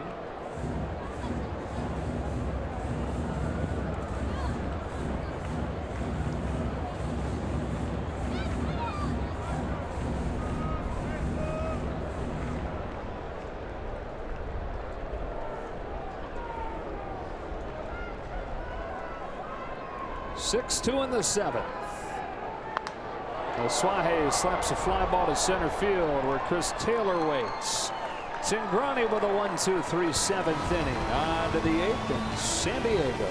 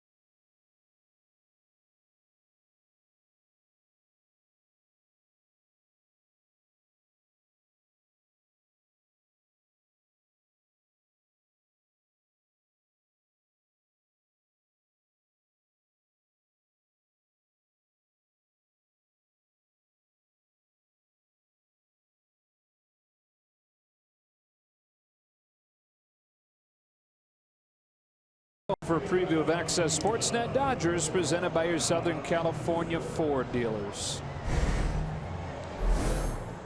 All right, thanks, Joe. How about a couple of guys who were traded for each other? Yasmani Grandal, Matt Kemp sticking it to their former team, the Padres. Hyun-Jin Ryu, terrific once again. Jerry and the birthday boy, they're going to break it down after the game. All right, John. Hope you got your napkins ready for your cupcakes. Make sure you're clean when you get in there for post-game. Phil Maton, speaking of clean, look at the ERA through 4 games this season. Jock Peterson walked his first time, takes a strike. Susie cakes they went with. You ever had them? I can't say I've been to any of the cupcake specialty shops yet. Huh. You could take me one day. They actually have vending machines. Really? Like cupcake vending machines. So you're blowing me off? Go to the vending machine? I'll take you to the vending machine. Oh, thanks. Here's Fields. I'm like, wow, that's pretty good. I guess it did sound like that. Pool or pond? Pond's good for you. 1 ball, 2 strikes. I'd love to go with you to the vending machine. Okay. How about to the shop? Why are you only taking me to the vending machine? That's like the pond again. But it's a cool experience. Okay. A cupcake vending machine. All right. Or ATM. ATM. It's a cupcake ATM is what they call it. Looking forward to it. Be good times, man. Do we have to get an app to find one? I think we already have that app. Okay. Google. Cupcakes near me.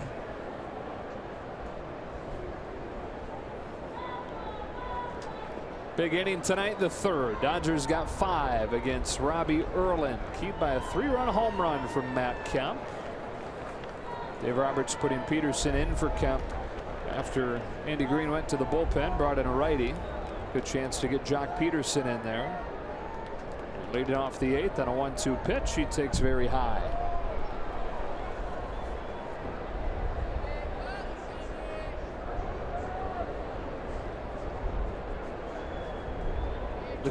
The cupcake's got to be good. Like it, because average cupcakes, right? Nah. Right. But yeah. Just outside. We've seen Peterson with some good takes. Full count. I mean, we could do a whole half inning on cupcakes because I'm just sitting here wondering how do they keep them fresh in the vending machine? They fill it up daily or hourly? Yeah, it's got to be fresh. Yeah. That's gotta love the ice cream helmet. Getting them started early. More.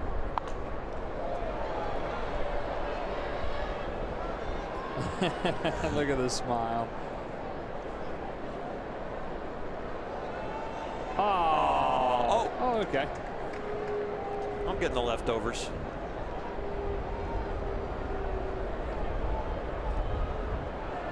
Use my hands, Mom. I don't need a spoon. 8th pitch upcoming to Jock Peterson. Hits a bouncing ball to the shift. Suaje throws him out. Dodger fans wishing he had a little more help waking up in the morning than be one of the first 40,000 fans in attendance. April 24th, Dodgers hosting a 3-game series with the Marlins. You get your very own It's Time for Dodger Baseball alarm clock presented by your SoCal Honda dealers. Visit Dodgers.com/promotions. 1 out for Grandal.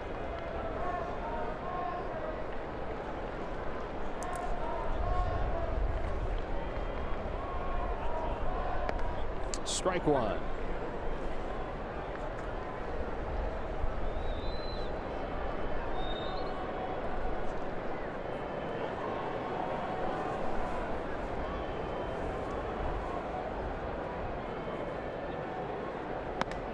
Ball and a strike. Grandal started the scoring tonight with an RBI double back in the 2nd. He's since grounded out twice against his old squad. 29-year-old in his 7th big league season now. Looks at ball 2.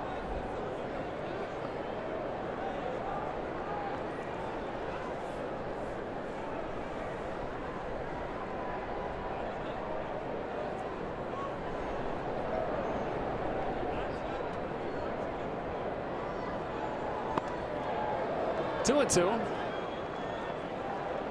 I asked Dustin Dente, our director, any other desserts around the stadium we can take a look at? I don't know if that was a dessert. That one there. Looked like maybe mozzarella sticks. Outside, full count. Really good food selection here, though. Really good food. I don't know what that is. Oh, wow, there you go. Now you can get that anywhere. Popcorn, yeah. Peanuts and popcorn. Cracker Jacks, I would think, are somewhere in that holster.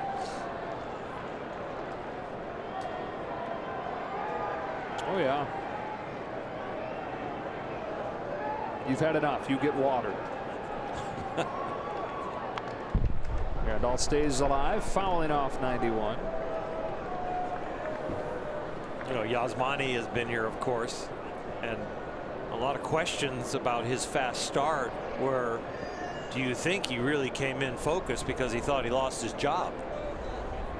And really never thought of it that way. I just thought it was really nice to have him off to a fast start. But people from past San Diego days know that he can get really motivated and locked in. And with Austin Barnes having such a great playoffs, and Yasmani in some ways thinking he got benched, he did come into spring training focused and had a really good spring. And Austin had a few setbacks being on the backfield with his elbow issues, but both are now coming around. But without Yasmani and his hot bat, who knows where the Dodgers would be. 1 on 1 out for Puig in a 6-2 game in the 8th. SEL takes a ball outside. We've seen some more of what we saw yesterday in the patient, longer at bats. 7 walks yesterday, 4 of them tonight. Dave Roberts was really pleased with the approach yesterday.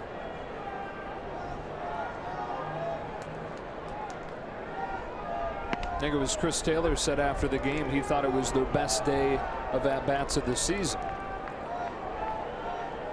It's well documented that hitters will tell you that hitting is contagious, the hitting part, but it also is contagious the quality at bat, the good takes, the grinding it out. And that's when it becomes suffocating for an opposing pitching staff, when you can only get people out in the strike zone. But they don't chase, they don't wander.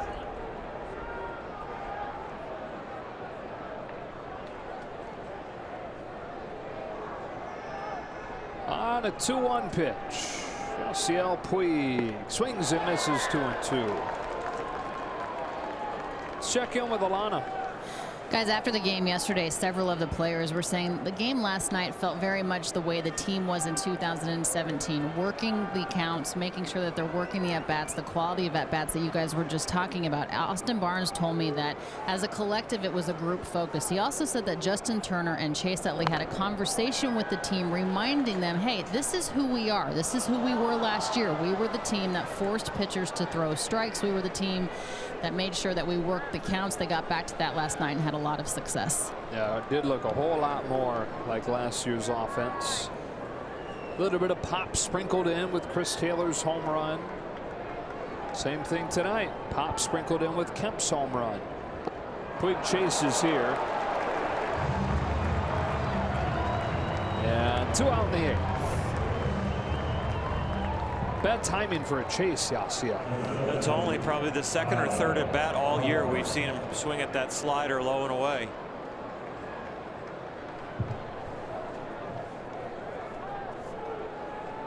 With 2 out, it's Farmer. Singled in the 3rd inning when the Dodgers batted around and scored 5 times. Fastball rides up and in.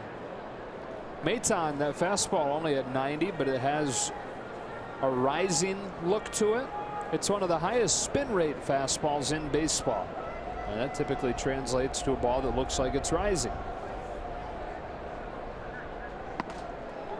2-0.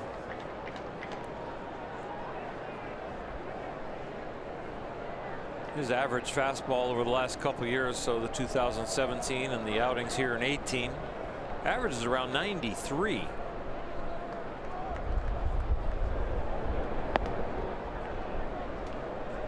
Seems to be running away from his arm a little bit here tonight. Breaking ball up and the fastball riding too high.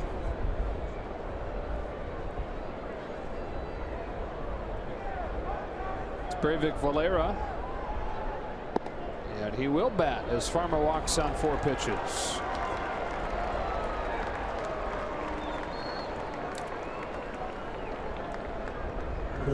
A visit from Darren Balsley, and Valera with 2 on and 2 out comes up for his 2nd plate appearance as a Dodger. Walked in his first one, which is part of what the Dodgers liked about him when they'd acquired him from the Cardinals. A year ago, he's one of 2 players at the AAA level that had more walks than strikeouts. The other one, Alex Verdugo, Dodgers' top position prospect. That walk was one of 7 the Dodgers had. They've got 4 here. So 5, was that our 5th? Your scorecard is more accurate than mine. Starting to feel like it's spring training where I stopped in the 6th.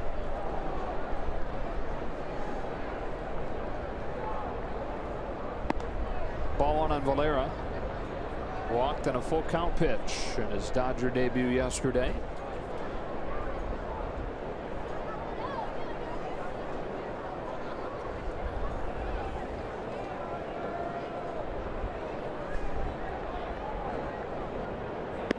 Grew up in Venezuela, but grew up admiring Chase Utley. And now he's his teammate. It's got to make Chase feel a little bit gray, doesn't it? You got a guy on the team who grew up admiring you. Valera hits a rising liner to right, but Renfroe makes the catch. And that does it for the Dodgers in the 8th. 6-2 to the bottom half.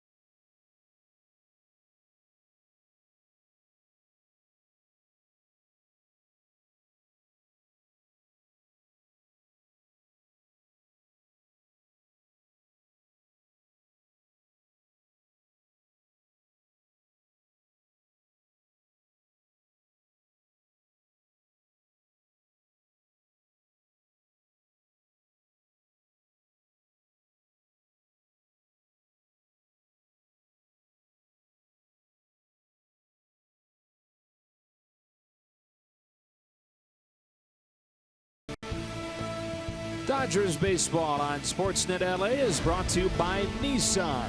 Choose Nissan today for great offers on our most exciting lineup ever. Shop ChooseNissan.com. 6-2 Dodgers to the bottom of the 8th inning, and we check in with Alana. As you were just talking about how Valera grew up idolizing Chase Utley, as well as a former Venezuelan baseball shortstop Omar Vizquel. Well, after that line out to right field, Valera comes into the dugout and Chase Utley's walking behind him and he says, hey, and Valera turns around and kind of gives him a fist pump. So Valera, you know, nodded his head, said thank you, turned around and had a huge smile on his face that Chase didn't see.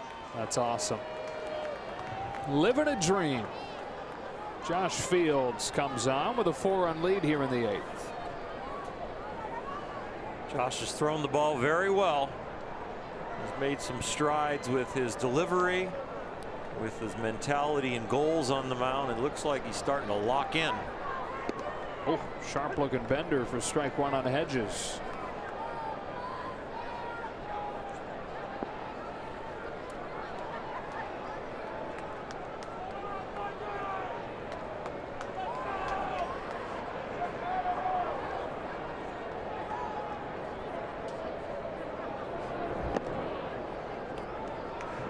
Ball on a strike.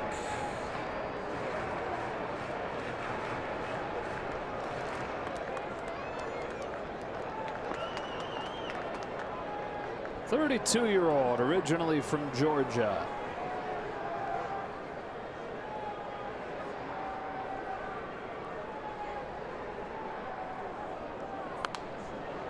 Pop back and out of play.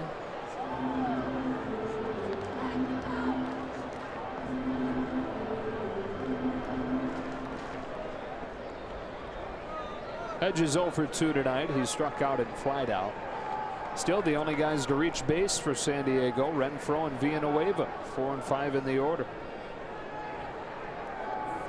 Much different story for the Dodger offense. All 8 position players have reached. That's a strikeout for Fields to open the 8th inning. Going up the ladder, pulled it down, but he beat him to the spot.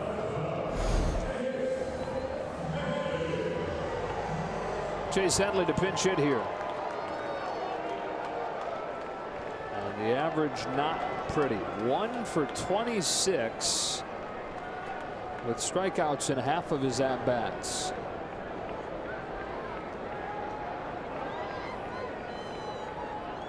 Talking to people around the Padres. Is he lost? What's going on? They think maybe in between a lot, maybe guessing too much.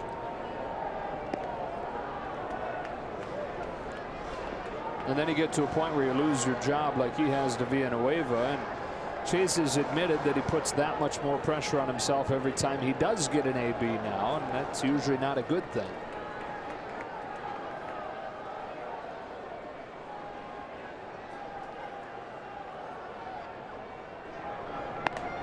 Two and up. You can't get 3 hits in 1 at bat. We've had Dodgers admit that when they look up at the scoreboard, see their average, that they're trying to get too many hits in 1 at bat, trying too hard. Just like the Dodger team might walk their way out of the offensive slump by being more disciplined. For an individual, it can be the same thing. On a 2-0, he takes a strike at the knees. Said he's glad to have his beard back. 3.5 years with the Yankees, had to be cleanly shaven. Says he feels more like himself now. It's the beard that he always had in his early days in San Diego, during his college days at Tennessee. On the corner, 2-2. Grew up in Colorado. All-American kid there. 4 years of varsity baseball, 4 years of varsity basketball, and he was the class valedictorian.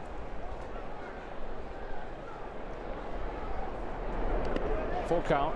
Said his parents used his love of sports kind of as like kind of held it over his head, because if he wasn't good in school, they weren't going to let him play, so he had no choice but to be good in class.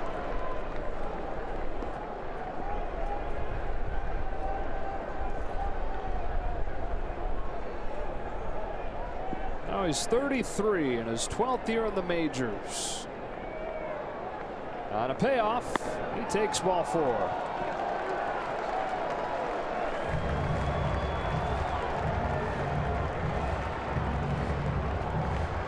You surely don't want to walk a guy who's hitting it that low. I was at 038.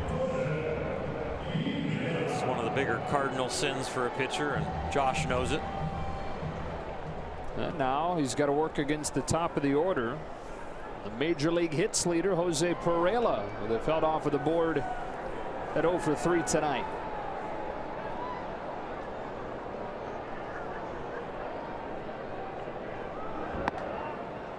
Perella, like Headley, was a Yankee.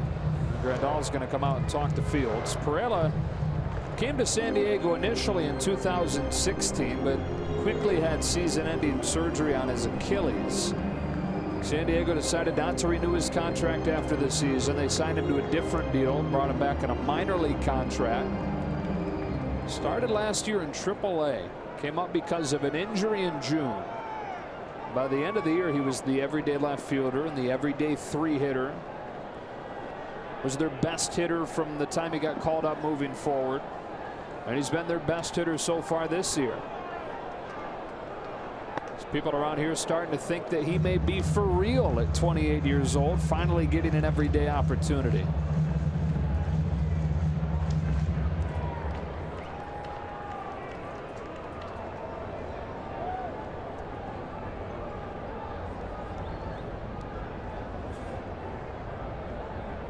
One on, one out, 2-0.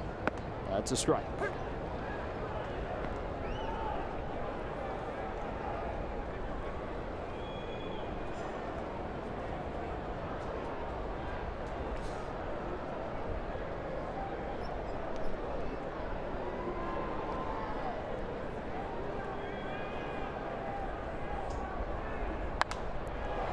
Off the end of the bat, down the line, Puig's over. He's got it. 2 out. Confidence builder and a little bit of a settler for Josh Fields. Struggling with his command. Walked an 038 hitter, falls behind Perella, and I'll tell you what, you get that pop up to a guy who's that hot, changes the whole inning.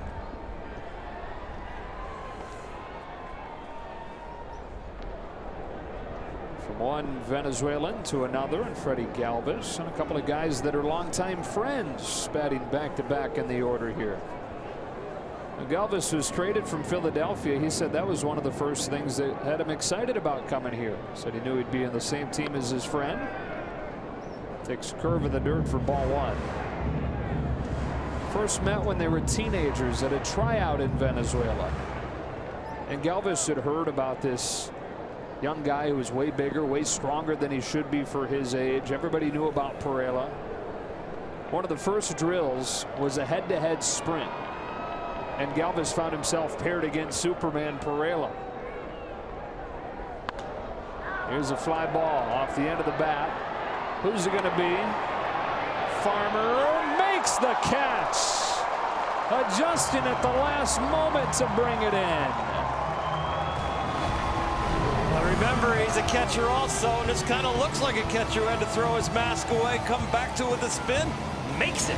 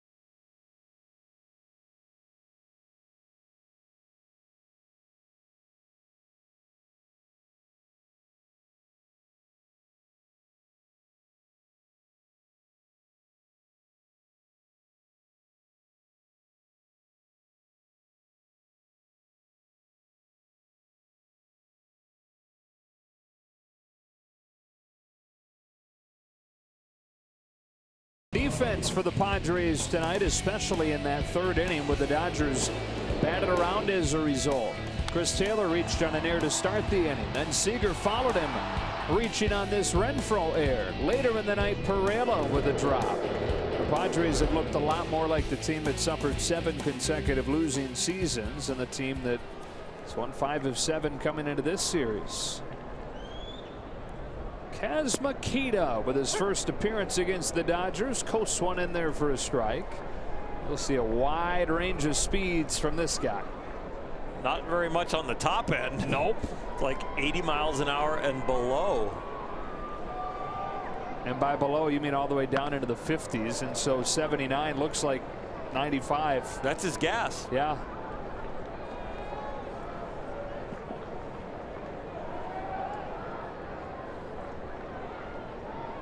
And 0-2 to Taylor.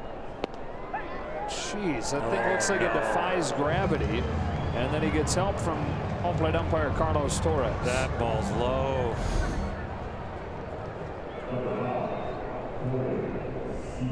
Ball's way low. Didn't even register? It was too slow to register or too low to register.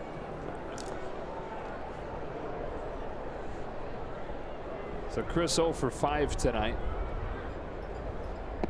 And a strike on Seager.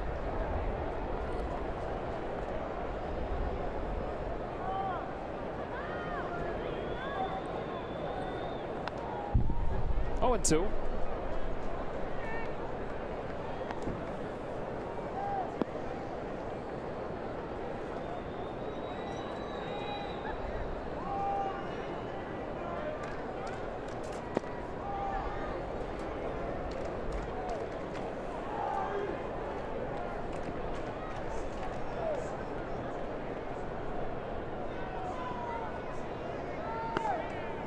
Two balls, 2 strikes. Dave Roberts was asked about Corey Seager and his start, and says he thinks he's going to find it, but he wants him to stay on the ball a little bit more. I think what Dave's talking about is sometimes it feels like Corey maybe is hitting the ball too often to the right side, rolling over to the second baseman or the first baseman, kind of pulling off the ball, or if he was staying on it a little bit more left center, up the middle.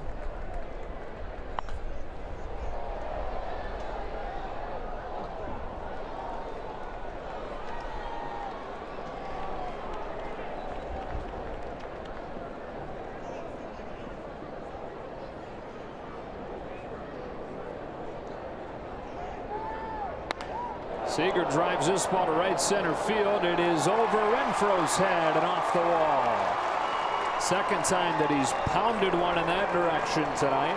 This one's a double. The first hit for the Dodgers, by the way, since the 3rd inning. A guy with this kind of velocity, you do have to be patient and let the ball travel. And so Corey does hit it to the right side of the diamond, but is patient enough to let it get deep enough to be able to hit that ball in the air.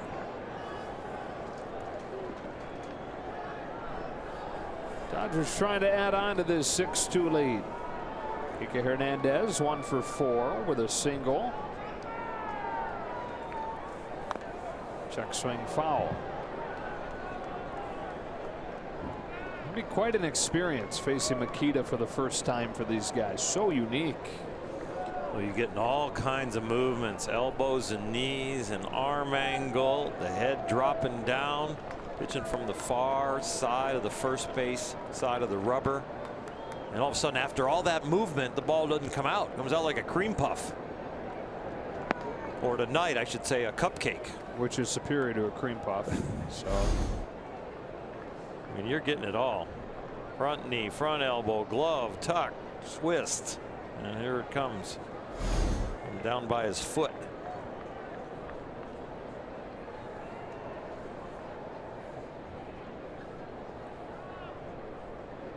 Here he comes 1-1. 2-1. It's that 80-mile-an-hour riser. You got to look out for that one. Looks so much harder than 80. Hey, go out to a batting cage, turn the machine, or ask the guy that's there, turn it to 80. It's pretty good. Especially after you watch it at 55.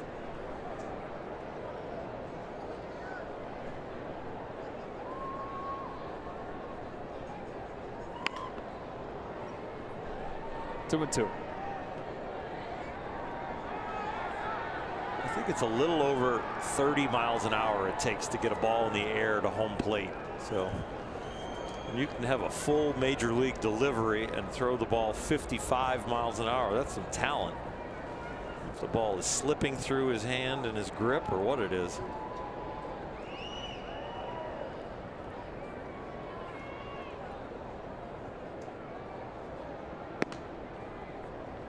.82. Smoke on it.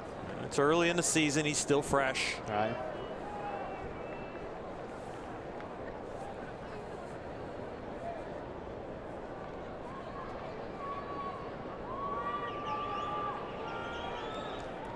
Seager is second, one out, ninth inning. Makita to Hernandez with a payoff pitch. Strike three. It's a 4-strikeout night for Hernandez. 2 out. Chris Taylor got rung up on one down by his shins, and now Kike thinks that one's a little high. Let Kike tell us tomorrow if it ends up being high when he sees it on video.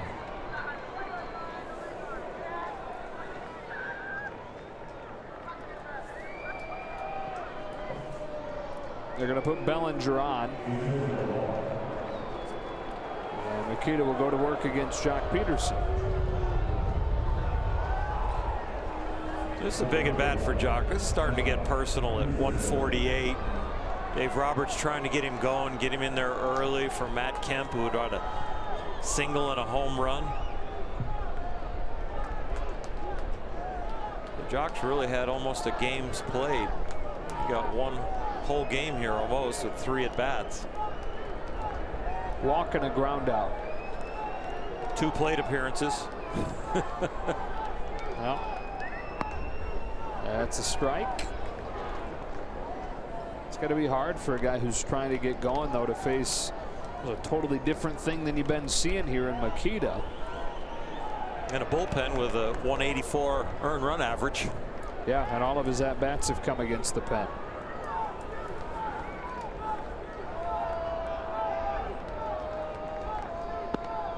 It's 1-1. Back-to-back right-handers over the next 2 games, so perhaps a start in there for Peterson. Wood against Brian Mitchell tomorrow.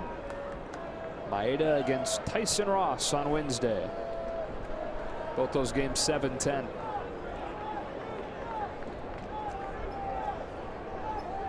On 1-1, Peterson looks at ball 2.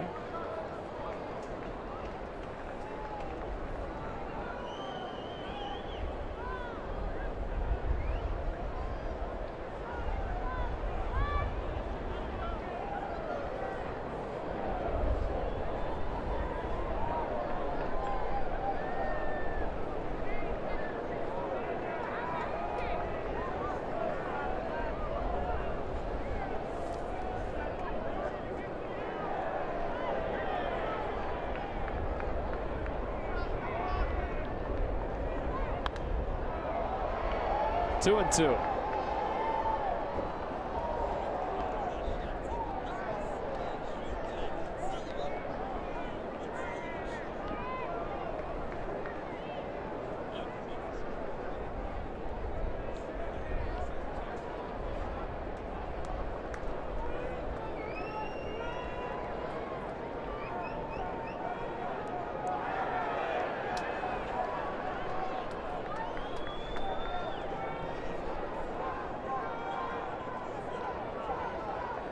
One spins inside.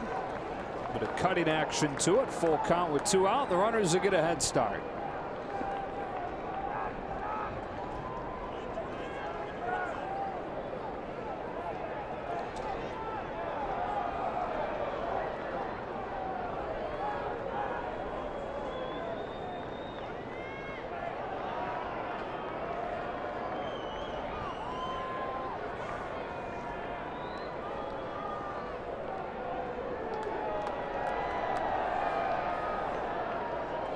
Part of the Padres order coming up in the bottom of the 9th. See if Peterson can give him some more insurance. 3-2. He takes a walk. So 2 walks for Peterson in his 3 trips up there tonight. And they're loaded up for Grandal. Kind of the intentional walk. It's another 7-walk performance. And it does have a feel of an offense that understands what it takes to hit as a team and to be disciplined and force pitchers into the strike zone.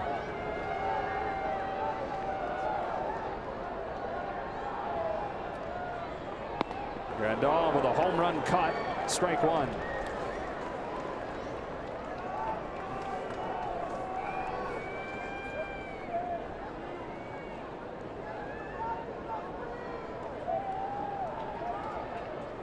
Double and a walk tonight for the former Padres catcher. And an 0-2 hole. 4th year with the Dodgers, which means he's now worn the Dodger jersey longer than he wore the Padres uniform. Had 3 seasons here in San Diego. Scott Alexander. It appears for the 9th. 0-2. High drive left center field. Cordero's back at the wall. It's a grand slam. Grandal puts it on ice with an opposite field grand slam in the 9th.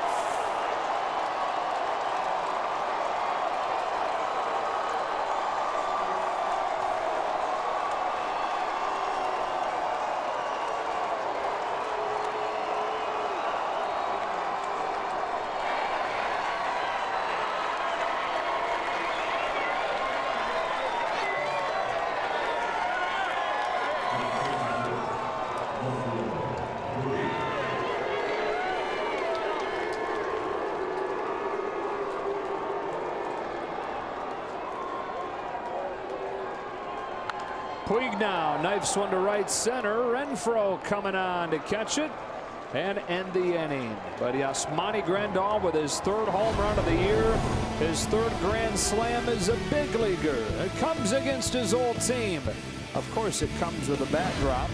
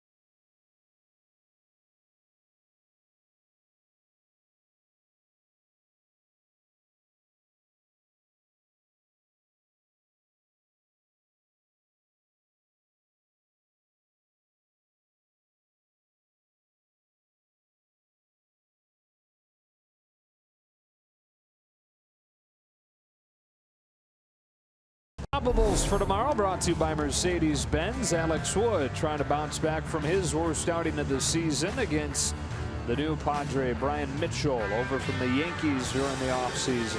And it appears it'll be Wood trying to pitch the Dodgers to a series win after this outburst tonight. Season high 10 runs for the Dodgers after Grandal's grand slam. Scott Alexander to pitch tonight. Scott had a couple innings in his last outing where he started to settle in a little bit, and Dave Roberts and Rick Honeycutt, after he kind of got on a little skid with his release point, have managed him very well of getting him into some of these situations where he can just work on his pitches until you get him going and get him into higher leverage situations. Eric Hosmer, his old teammate in Kansas City, leads off the 9th inning and takes ball 1.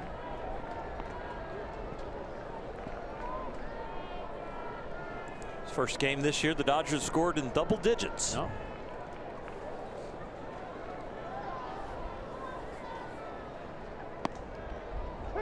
One and one. 7 walks, 2 home runs tonight. They hadn't hit a 3-run home run all season coming in. Tonight they have a 3-run home run and the grand slam. That's chopper to short. Corey Seager for the first out.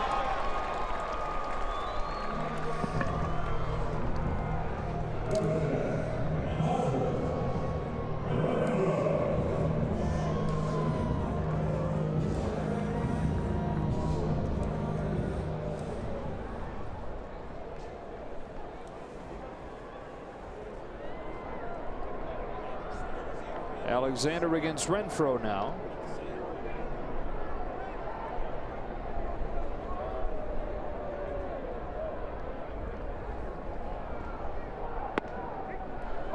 Dodgers with another good outing from a starting pitcher today. What a boon to the rotation if Hyun-Jin Ryu can be the guy that he's been the last 2 times he's taken it.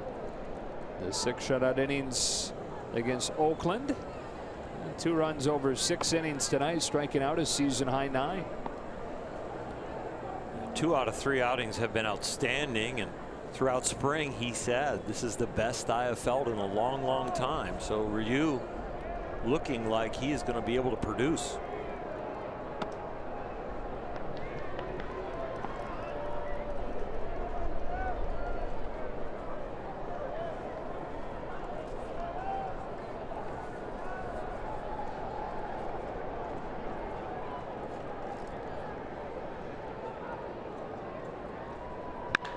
That's a bullet down the line for Renfroe.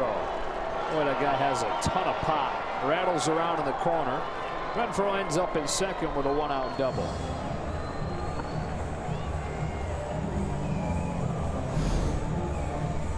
Trying to attack him with a low sinker, kind of pulls it in there. The ball doesn't sink very much, almost acts like a left-handed slider, but he did a very nice job getting the head of the bat down there with very strong forearms and hands to drive that ball down there in the left field corner.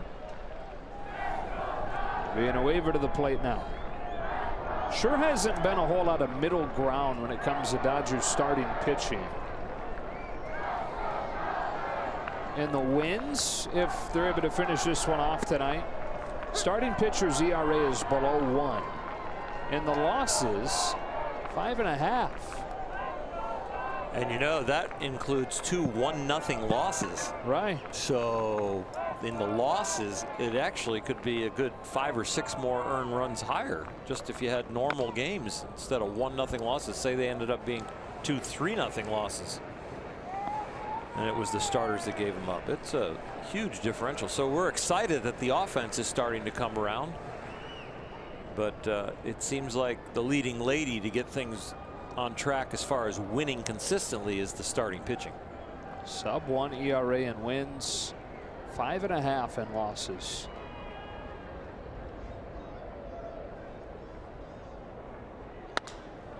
He reaches out and serves it into center. That'll get down for a base hit. And in an 8-run game, no reason for Renfroe to try and push the envelope. They're at the corners with 1 out. Well, one of the subtle things that just happened right there, Renfroe not pushing the envelope, but Chris Taylor charging this blooper hard to freeze Renfroe too, because the guy on the mound, Mr. Alexander, he is going to appreciate this if he can get a double play and get out of this. He's trying to get his confidence back with his pitches. And Scott will feel pretty good if he can get out of here with a 0, and Chris Taylor can get a big thank you. A strike on Franchy Cordero.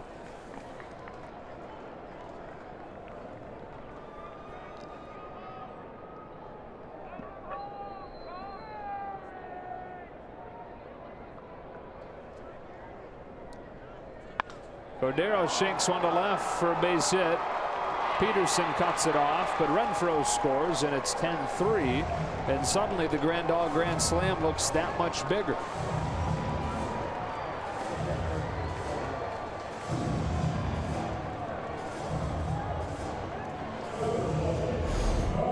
Without the Grand Slam, this brings the tying run to the plate. But no, you know, as Monty put a 4 spot up there on top of the 6, so 10-3 feels better than 6-3. Carlos Suaje. He was 5'2", 130 pounds in high school, this guy. Didn't have any pro interests, as you probably guessed, for a guy who's 5'2". No major college interests as well. He strokes one to short. This could do it. The Dodgers take this one convincingly. They get 5 in the 3rd and add 4 in the 9th and take the series opener from the Padres by a final of 10-3. A win is a win, but as you start to accumulate them in a row, they feel better and better, and I think that's where the Dodgers are at. Play of the game tonight brought to you by Lexus. Yasmani Grandal's opposite field grand slam to put the game out of reach. 3rd home run of the season, 3rd grand slam of his career. And the Dodgers with back-to-back wins, now 6-9 on the season.